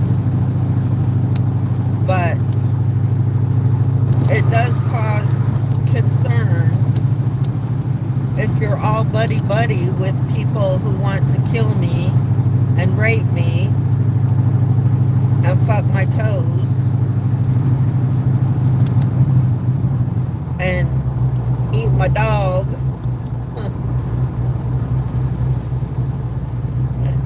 and report me for made up insurance fraud. You know what I'm saying? I'm just saying.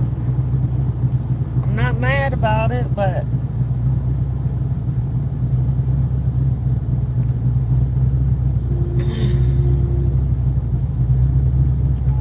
nine minutes of Mussolini. Anyway, so Mussolini decides, okay, I have to, I can't do what the anarchists and the communists and the left do and try to, like, overthrow the government. That's not going to work. My path to victory is going to be finding a way into the government. It was not hard for him to do. He runs for office, and in May of 1921, he's elected to the Chamber of Deputies in Rome, along with 34 other fascist party members. That is quick. very quick, and they're kind of in the middle of the pack in terms of how many elected leaders they have. But they're in the government now. And Mussolini barely ever showed up in chamber because he thought any governing body based around him compromising was dumb and not worth listening to. But he liked the legitimacy that elected office gave him and his party. And it's not a coincidence that 1921 is also the year when the Royal Italian Army joined the police in cracking down on anti-fascists, because now the fascists are part of the government, right? So we can, yeah. Now, we are, guys. Becoming an elected leader also gave Mussolini immunity from prosecution while he was in office. This was helpful because, while the Fascist Party gained electoral power, Mussolini's black shirts were increasingly committing murder. And I'm going to quote now from a study in the Journal of Values-Based Leadership. Fascists agitated against the left in streets and neighborhoods across Italy. Socialist offices, institutions, and party newspaper headquarters were attacked and burned. Militias organized throughout the country in anti-Bolshevik crusades, breaking up strikes and fighting labor unions and farmer co-ops. The fascist squads, dressed in black shirts and uniforms, were supported by the local police, landowners, merchants, and industrialists. They used violence to destroy any organization they felt could be in opposition to the doctrine of fascism. Thousands of people were beaten, killed, or forced to drink castor oil and run out of town. Hundreds of union offices, employment centers, and party newspapers were looted or... It's a podcast called Behind the Insurrectionists. I have it on Spotify.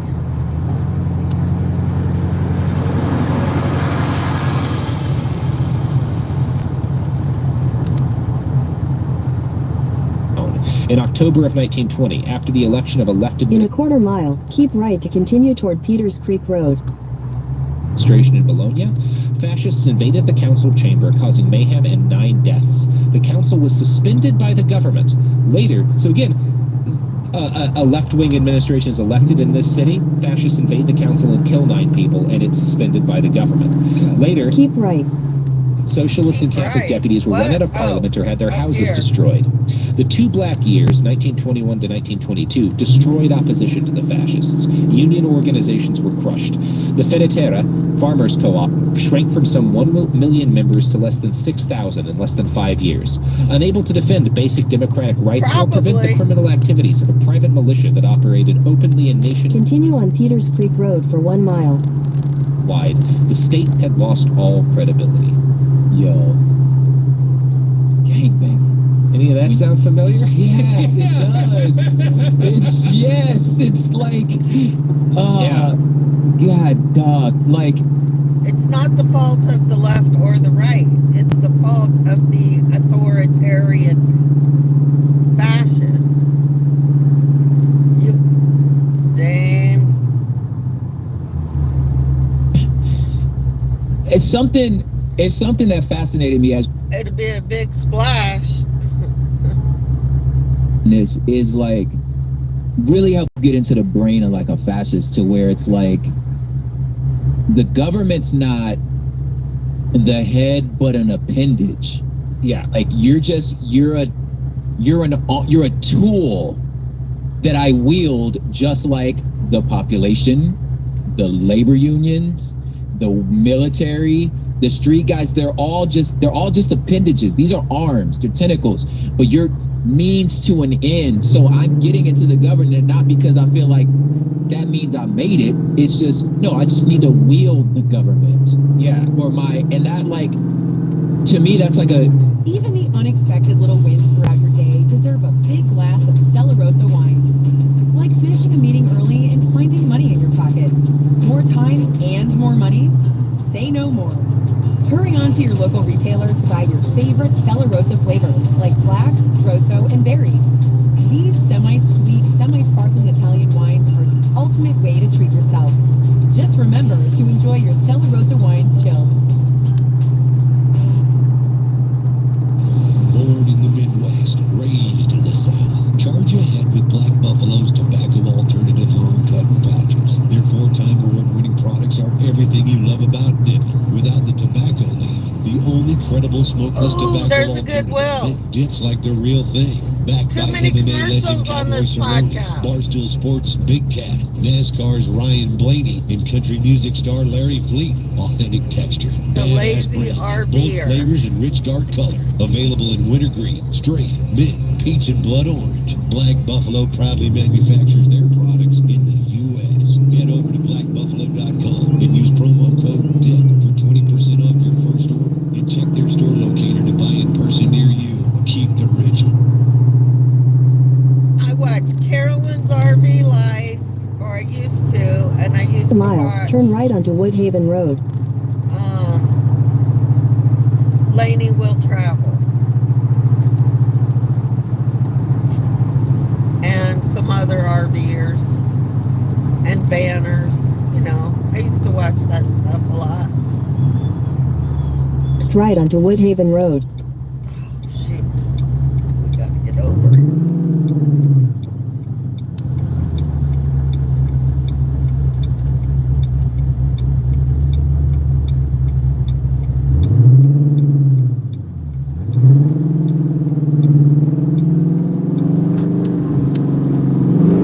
On Woodhaven Road for 1 mile.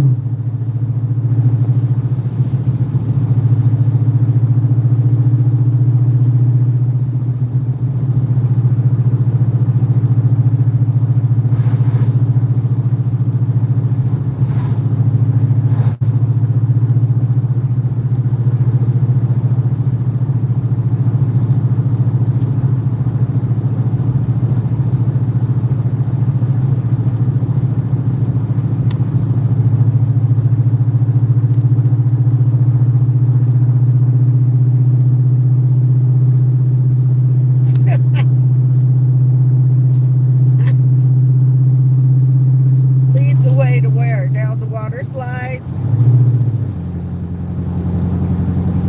A mile, turn right. Where's David going? David's working, isn't he? Exactly, James.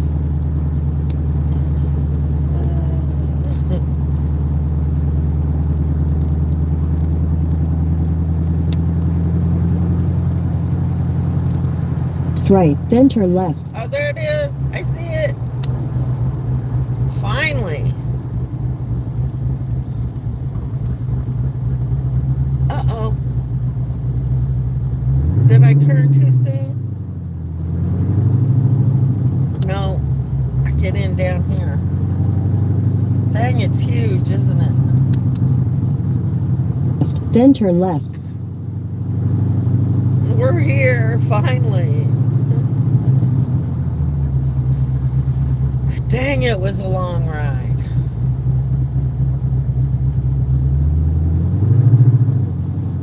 Take the next left, then your destination will be on the right. Gosh, it's beautiful here, though. Maybe I should come live here for a while. I wonder if I can find... Ooh, there's a red Mustang convertible. My family's vehicles.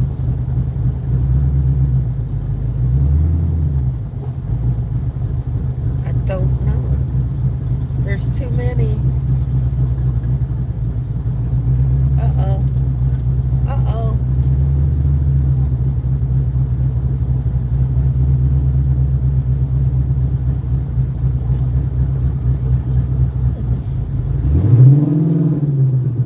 I'm taking up the whole row anyway. All right. I think that will be too hard. So, what are they going to do about the dog? How do you think that's going to go?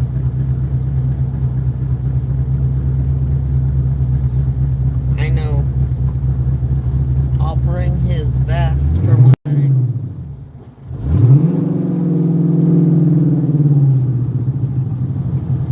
I'll probably just park right Head northwest. in the back. We're not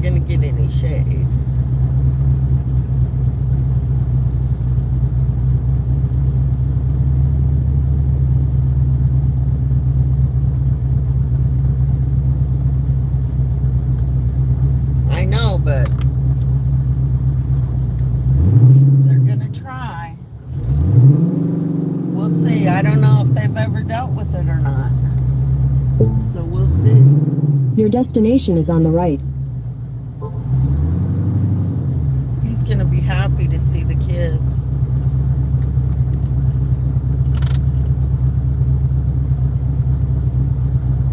The back of that. Oh, that's awesome. Can you read it? Hi, Lemonade Chick. How are you today? Honk with pride. This place is huge. How much it costs to get in there? This is crazy. Who paid for this? Let me text them and tell them I'm here. See if anybody responds.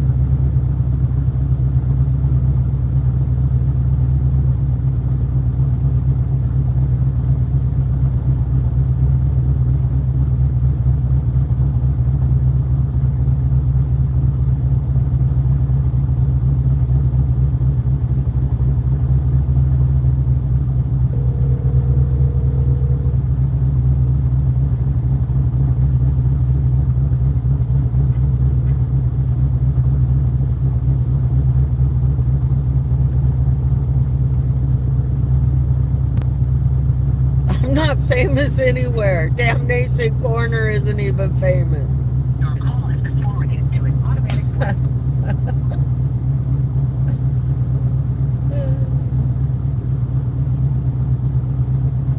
Arch ahead with Black Buffalo. Are you still on the beach? You still at the beach, girl? Turn this off.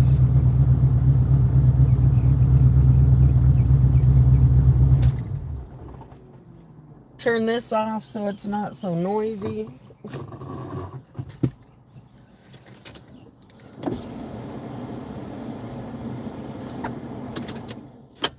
Pretty sure his vest is in the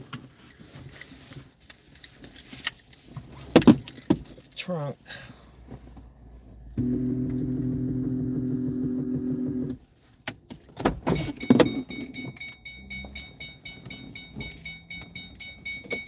It's hot today.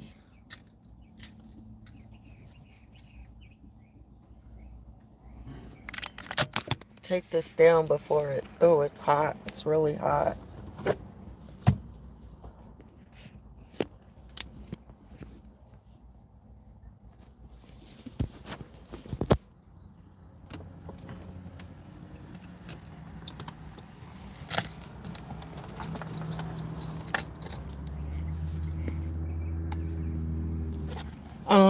Roanoke.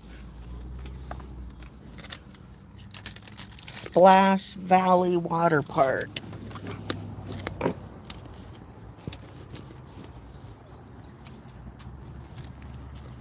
Look at it. It's huge. It's humongous. Oh yeah, we gotta look in the trunk for the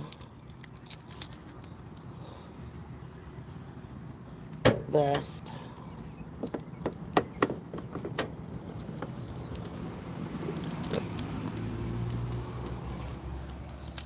Here, hang out right here for just... Wait, I can't do that either. Don't hang out there. I'll find you a spot in the shade. No, there is no shade. No shade at all.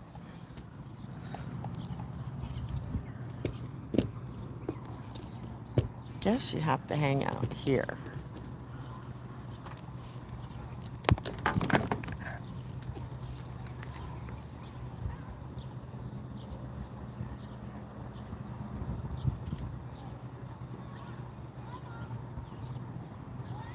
Oh, we got the suit tie closed, don't we?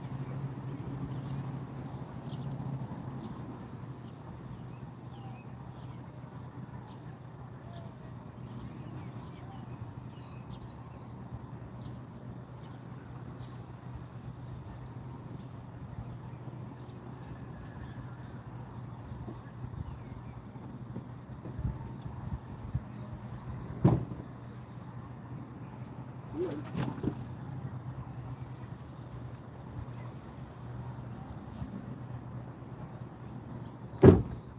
need to go potty? Alright, I need a bag.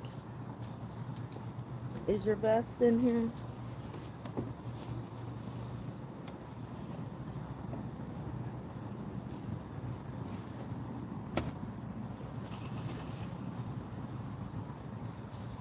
The bullhorn is in here.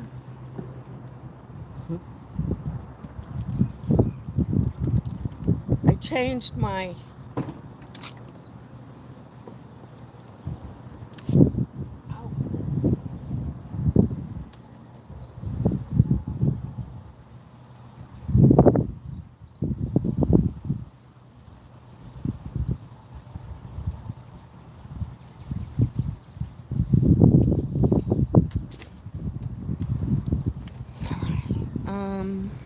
what else?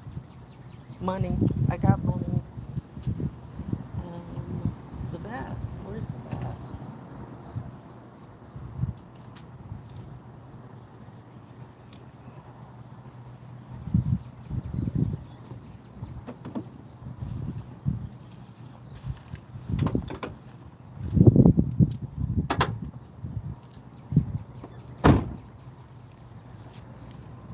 So we have the service vest.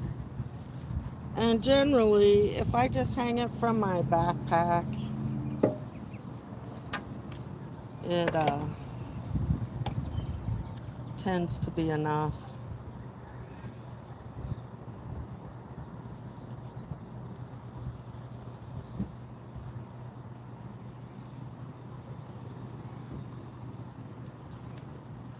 Just gives people notice, and then they're not as uncomfortable, I guess. I don't know. So, did you see my, can you see my new? This one, it fits better. It's a dress. It's a little dress. All right. I got keys. Lock the door.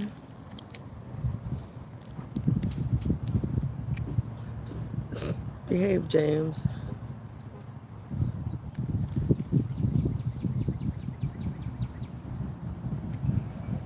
Thank you, though. I think it's cute. Why won't the phone turn around? Because I can't see what I'm doing, huh? Come on, turn. There we go.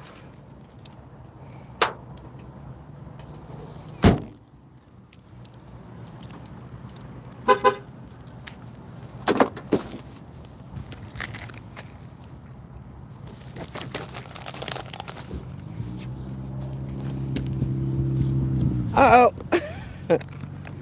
Put the cord in the trunk. Okay, I'm going to have to hold your leash, buddy. Come here. Let me hold you. Come here. You know what else? I need to get your bowl. Wait, let me get your bowl. It's like, just get me out of the sun. Okay, wait. Wait.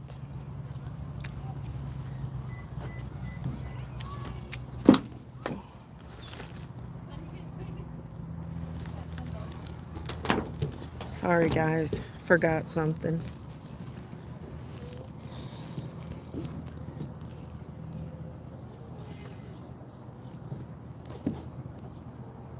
What's the problem with traveling with old ladies? We're slow and forgetful. Hi. Not like AP. She's swift and on top of shit.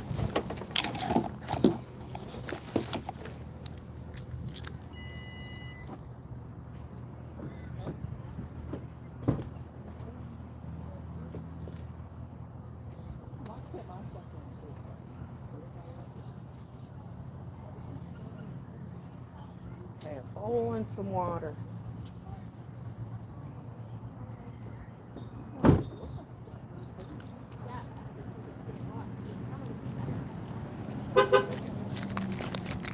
Whoa! Did you get a visitor? Oh, a lot. It's so annoying. Oh. Miklos, come here. Where'd you go? Oh. Scared me. Wait, what happened over there?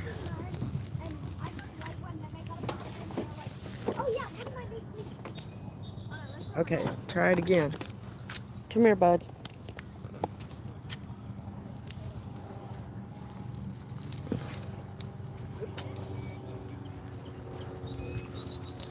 Okay.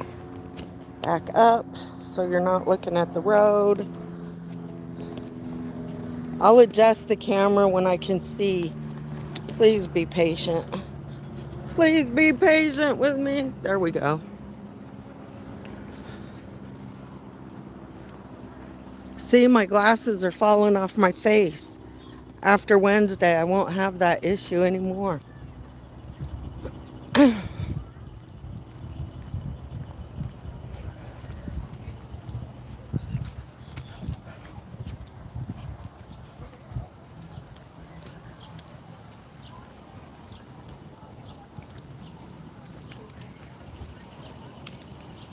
How are you? How you doing? Good. Come on.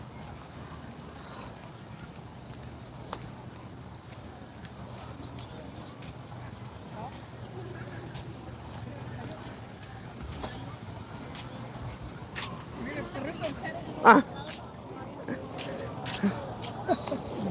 Thank you. Perrito.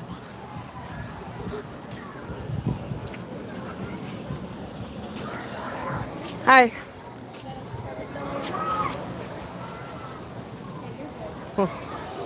Awesome. Thank you. It worked. Just have his vest. Oh, what happened? I lost your water. Stay. Stay. Let me get the water. Hold on. Perrito.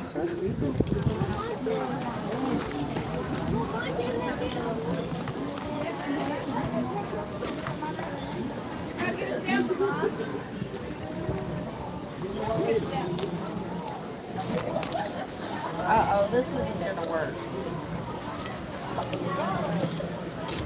I gotta repack my bag.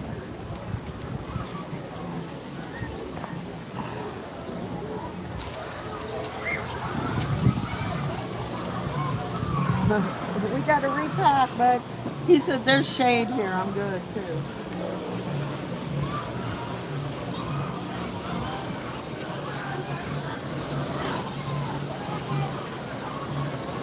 You guys like water parks? I don't know. I like watching the kids have fun for a little bit.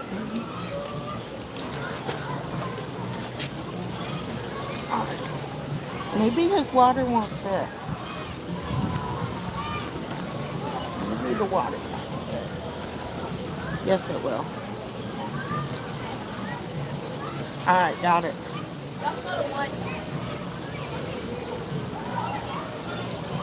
Wait.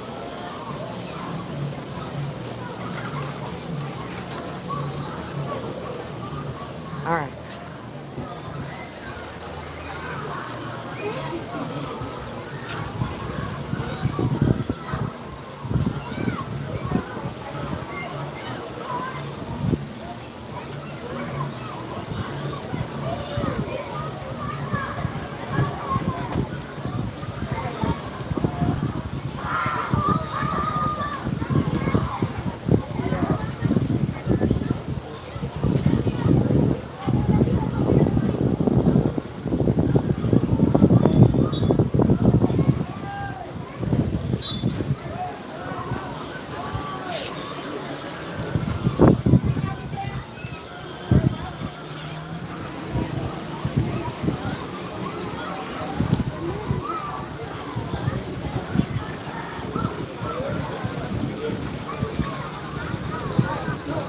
I'm waiting in line, in case you didn't know.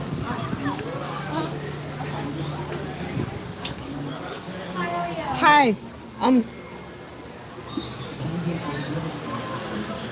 Hold on a second.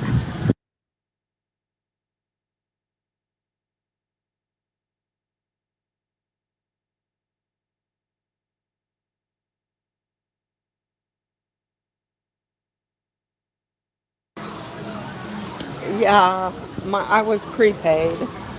I thought I probably was.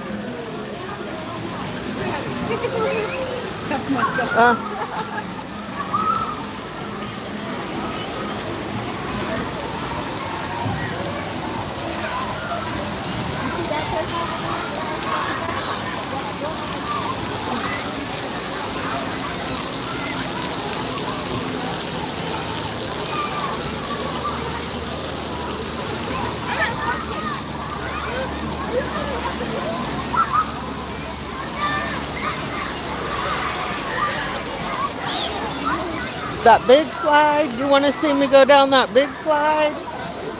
I'll go down this baby one.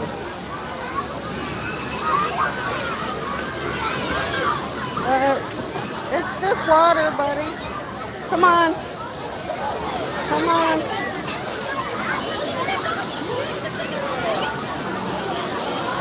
What's inside?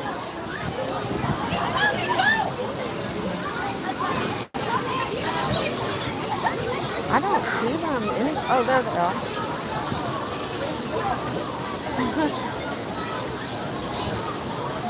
Handsome. He's handsome, huh?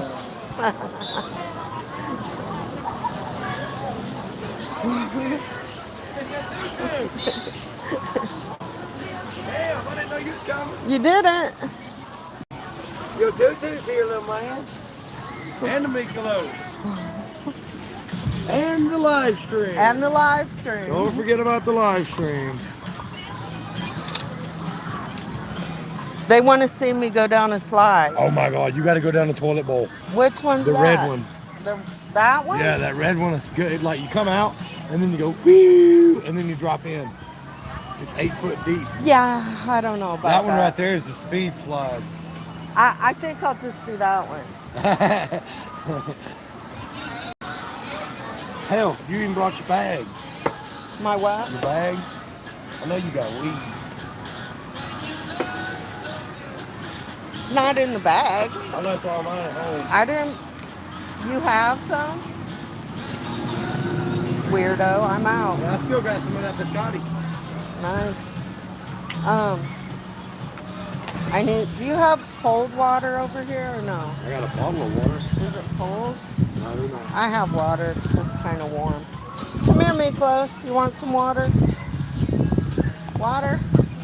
Mine don't too much like the cold water, but he got in it and now he's okay with it. The baby.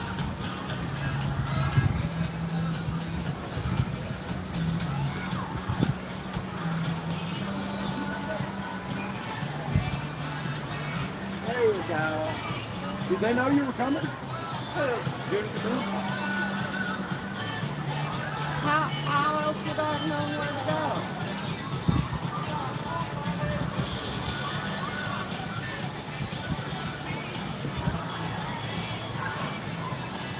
go? This is the guy that thought had no tummy and was born way, way tiny. Look at him. He's so fat and chunky now. Say hi, Tutu. Hi, Tutu. No, you busy?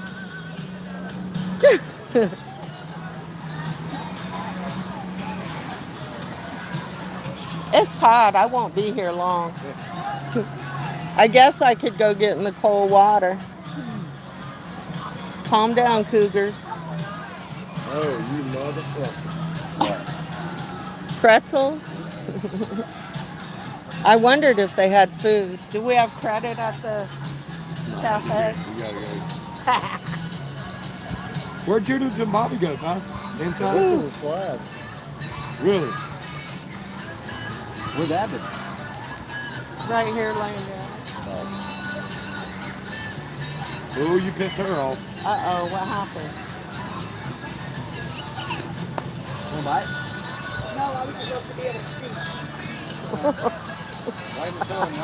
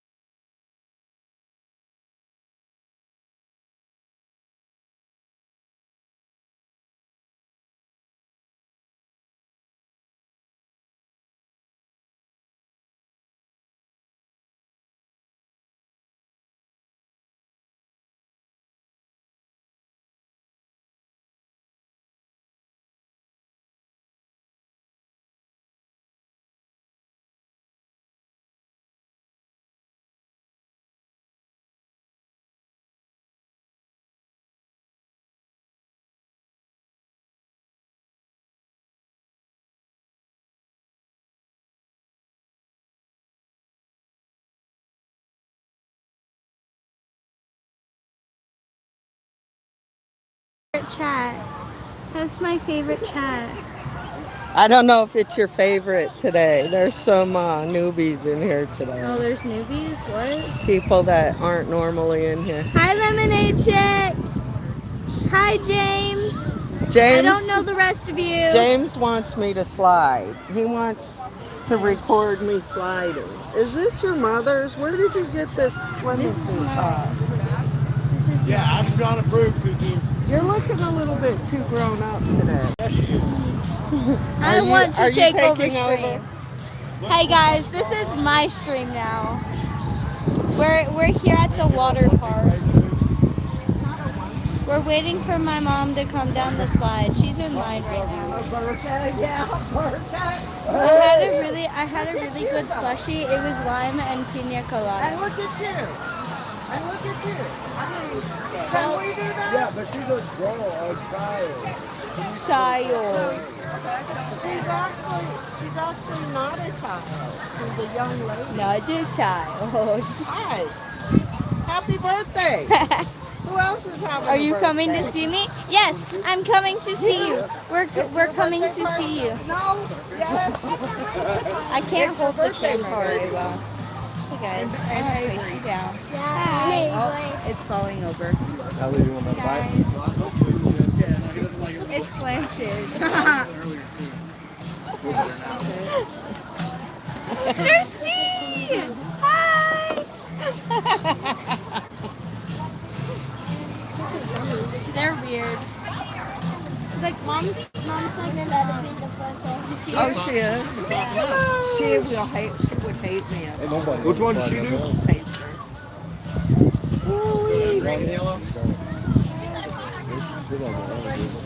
Hey, what are you doing? I'm dancing to music. Hey, watch out. Maybe if they would talk to me, you'd have some more riveting content. Turn it around. Why? I'm ready to go slide. Yeah, he's ready to go slide. James. I dare you take Teacher's phone. I'm not going up those Is it stairs. waterproof? Is it waterproof? No, you Damn have it. to just record me coming down or something, but it's... You could go I'm in the not kiddie going up pool. those stairs. Sorry Seems guys, bad, but- Choo-Choo's phone's not waterproof. I can Yeah. tell. The other I one need kind this of on my is. muffins. Guys, Mom! Keep it off your Mom, mom. the adults are being weird. Mom, the adults are being weird. Starfish, I popped out and was like...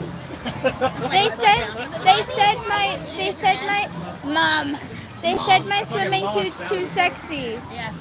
You told me to go, I grabbed that. Your mom agrees too. That's what he did. It was He like too small for me. threw himself down. Yeah, That's what I I thought. I didn't realize that. I have a cover up in the car. Leave her alone. I have a cover up. It's right here. Everybody else's titties are hanging out too. Yeah. Well, that's. I Put mean, your titties especially away, the huh? guys. Yeah, Put your right. titties away. Put my titties away. Okay. Never Yeah. happens. She's like, I'll go ahead and start on that when they throw it back down to a small size. Look, is that better, Tutu? Is this acceptable? Oh, leave her alone. We're just playing now. Look, Bob and Wait. Barrett have been giving her shit all day. Ice cream. that's better. Stop talking. I'm covered now. Now it's hot. You can't win with these people. You can't. It's not, has nothing to do with her being a woman. That's the captain. That's all these other fucking weird I'm here to watch. It's from him rubbing I can beat them up. Do you know how many of these?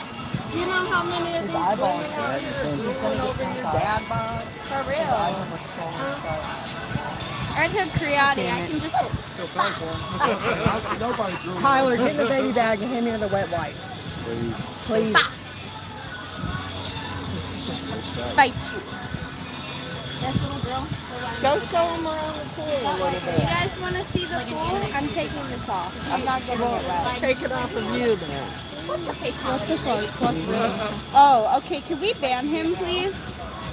Rick is being a jerk today. He kind of is. Rick, this is your last warning. That's a weird Very much. emoji to be using to a 12-year-old. Sleepy baby. No. Hey, can the adults take a break? Here. What up? Where do you guys want to see? Thank you. Are you Jelen?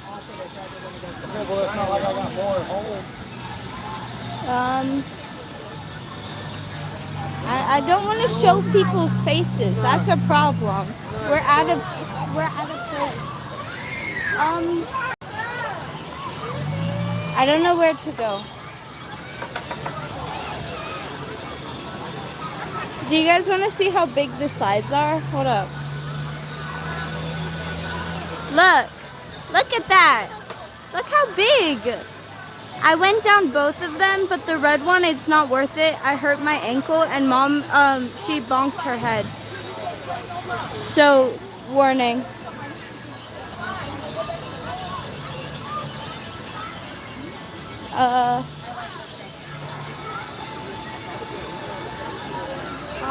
Oh look, there's the icy place.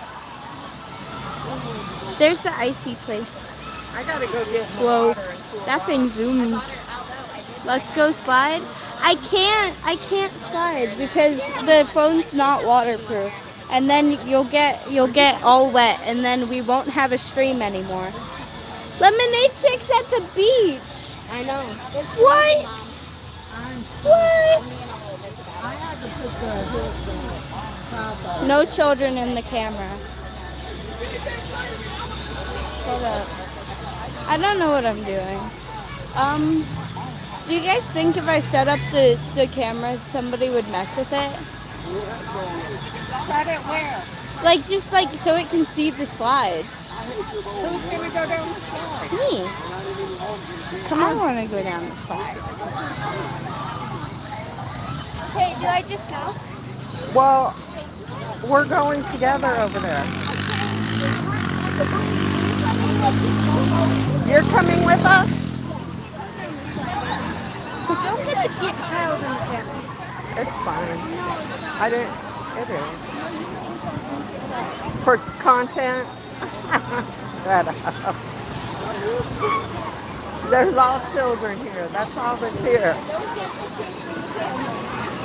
Where can I just get in the water? Over there by the...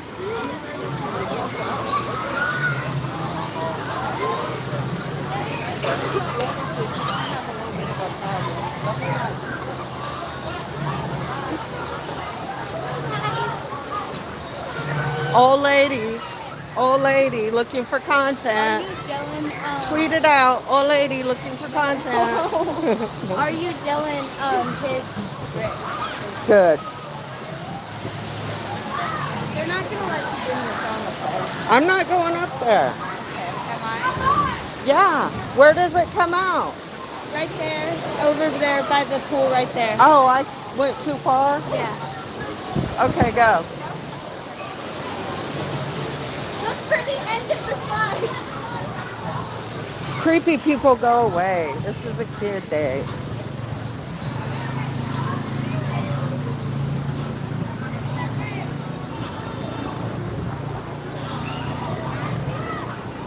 Probably gonna turn it off shortly if there's gonna be creepy people.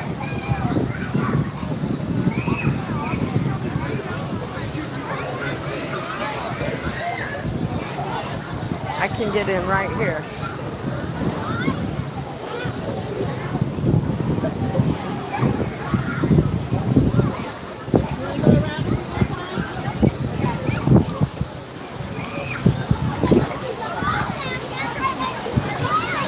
Woo! It is cold. It's very cold. It is very, very cold.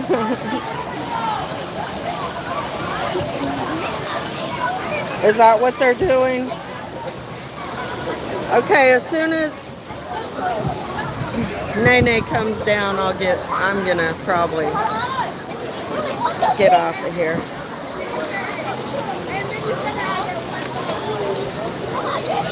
Woo! Why can't people just go to the water park and have fun, huh? Why do we have to be creepy about it?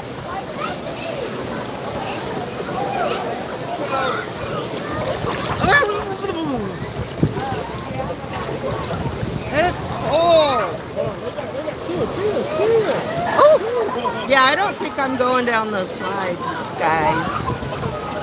This one is it goes in like a whirl, and then it spits you out.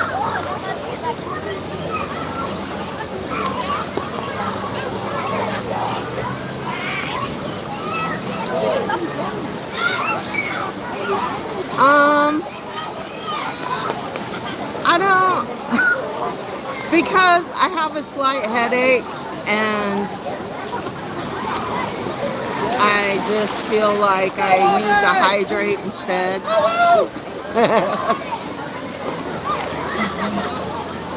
Stuff like that. Let's go.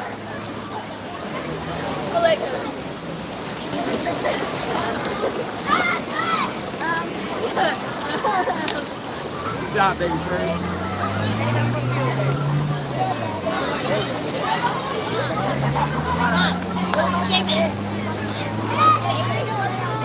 No. She turned around. I think I got the phone wet now. It won't do anything.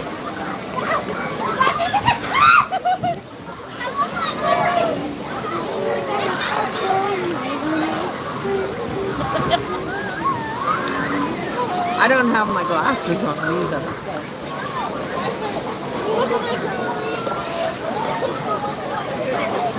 That looks fun over there with the little slides.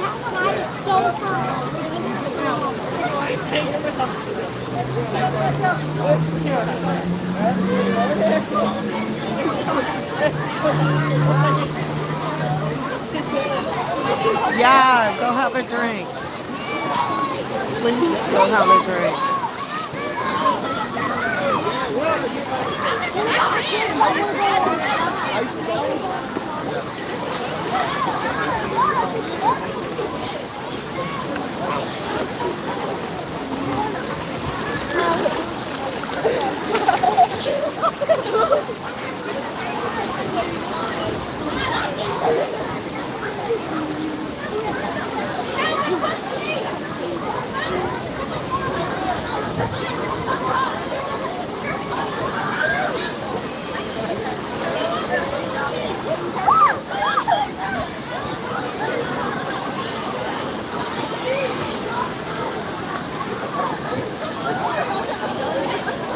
Yeah, we're just waiting for Nene to come down. Or Jay, not a bird, sorry. And when she comes down, I'm going to end the stream and go put the phone away.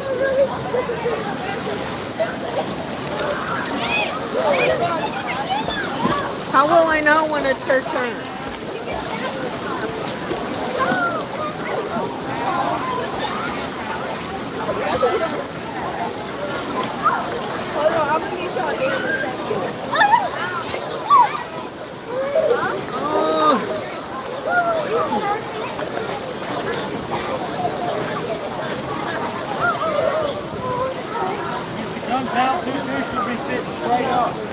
Is she? How can I tell before she's up there? Can you see her?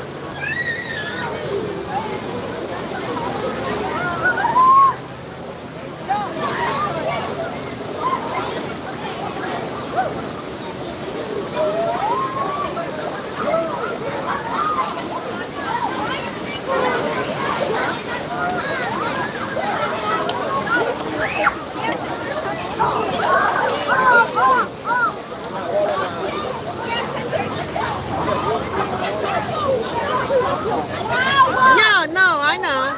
I know. Most of the time I don't film the family events. I just thought it might be fun at the water park, but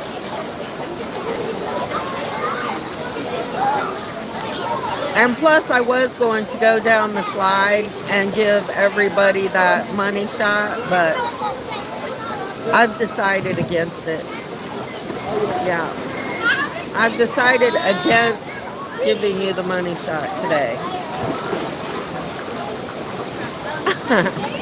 Woo! You can't even see who it is coming down anyways, can you?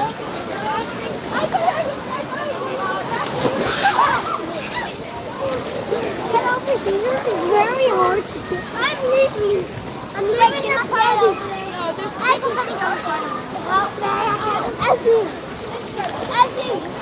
Hey, I'm not still here for you. I'm still here for her.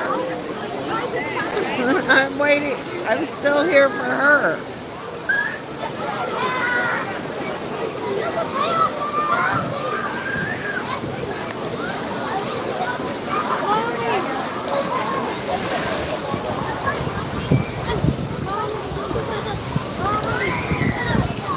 This is so nice to see everybody just laughing and having fun. And yes, I'm in the water, standing on the stairs with the tripod on a ledge, a brick ledge. See?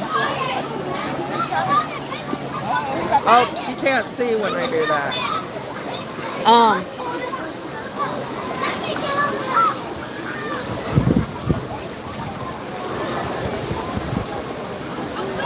I don't know how I'll know when it's her turn.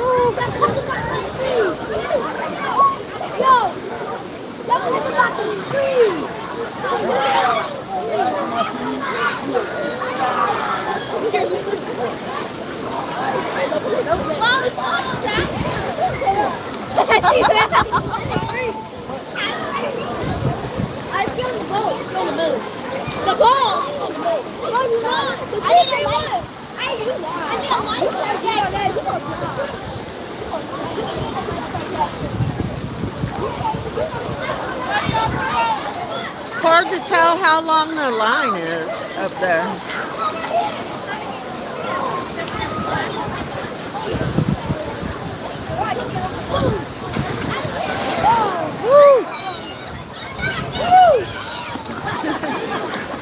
That was a big splash.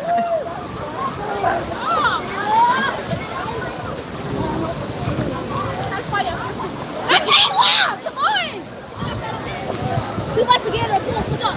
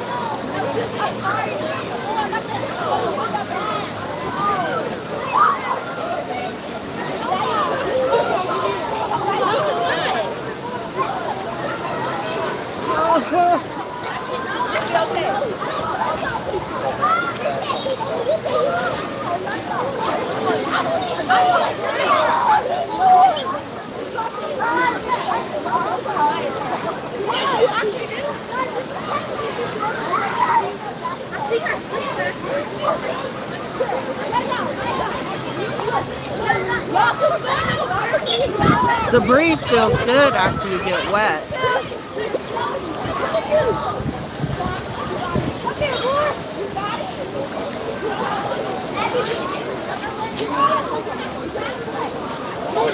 Did somebody get stuck? What happened?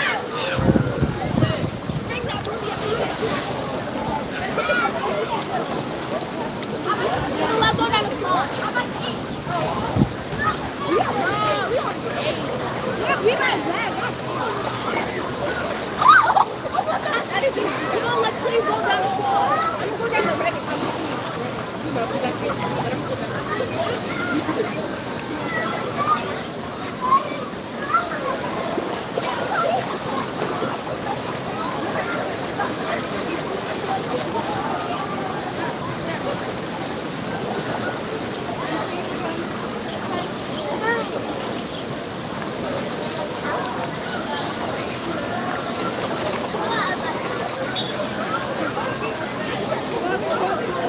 A lot of nonsense going on here. Woo!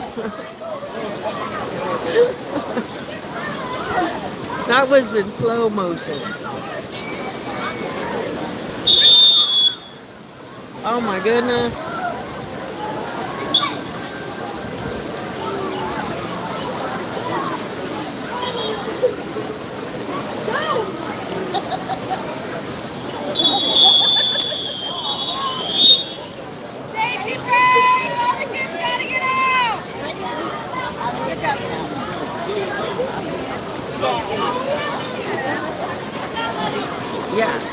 Yeah, whistles. Did you get anxiety, James?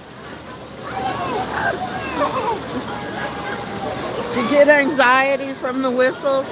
They said all the kids have to get out for a bit.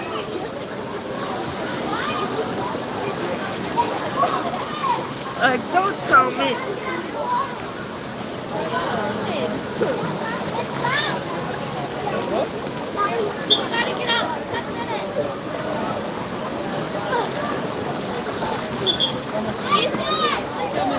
She might not have made it up. See, I'd have been pissed if I would have made it all the way up there. Ivana, come on. And they told me I couldn't go down the slide. At this time, we ask that all children between the ages of 3 and 7 They sent her down. She didn't make it. 10-minute safety break. You have to get down. I know. I know. Yeah. All right, y'all. I'll talk to you later. Peace out. Wait a minute. Here. Let me give you the... Oh, sorry. Peace. Later.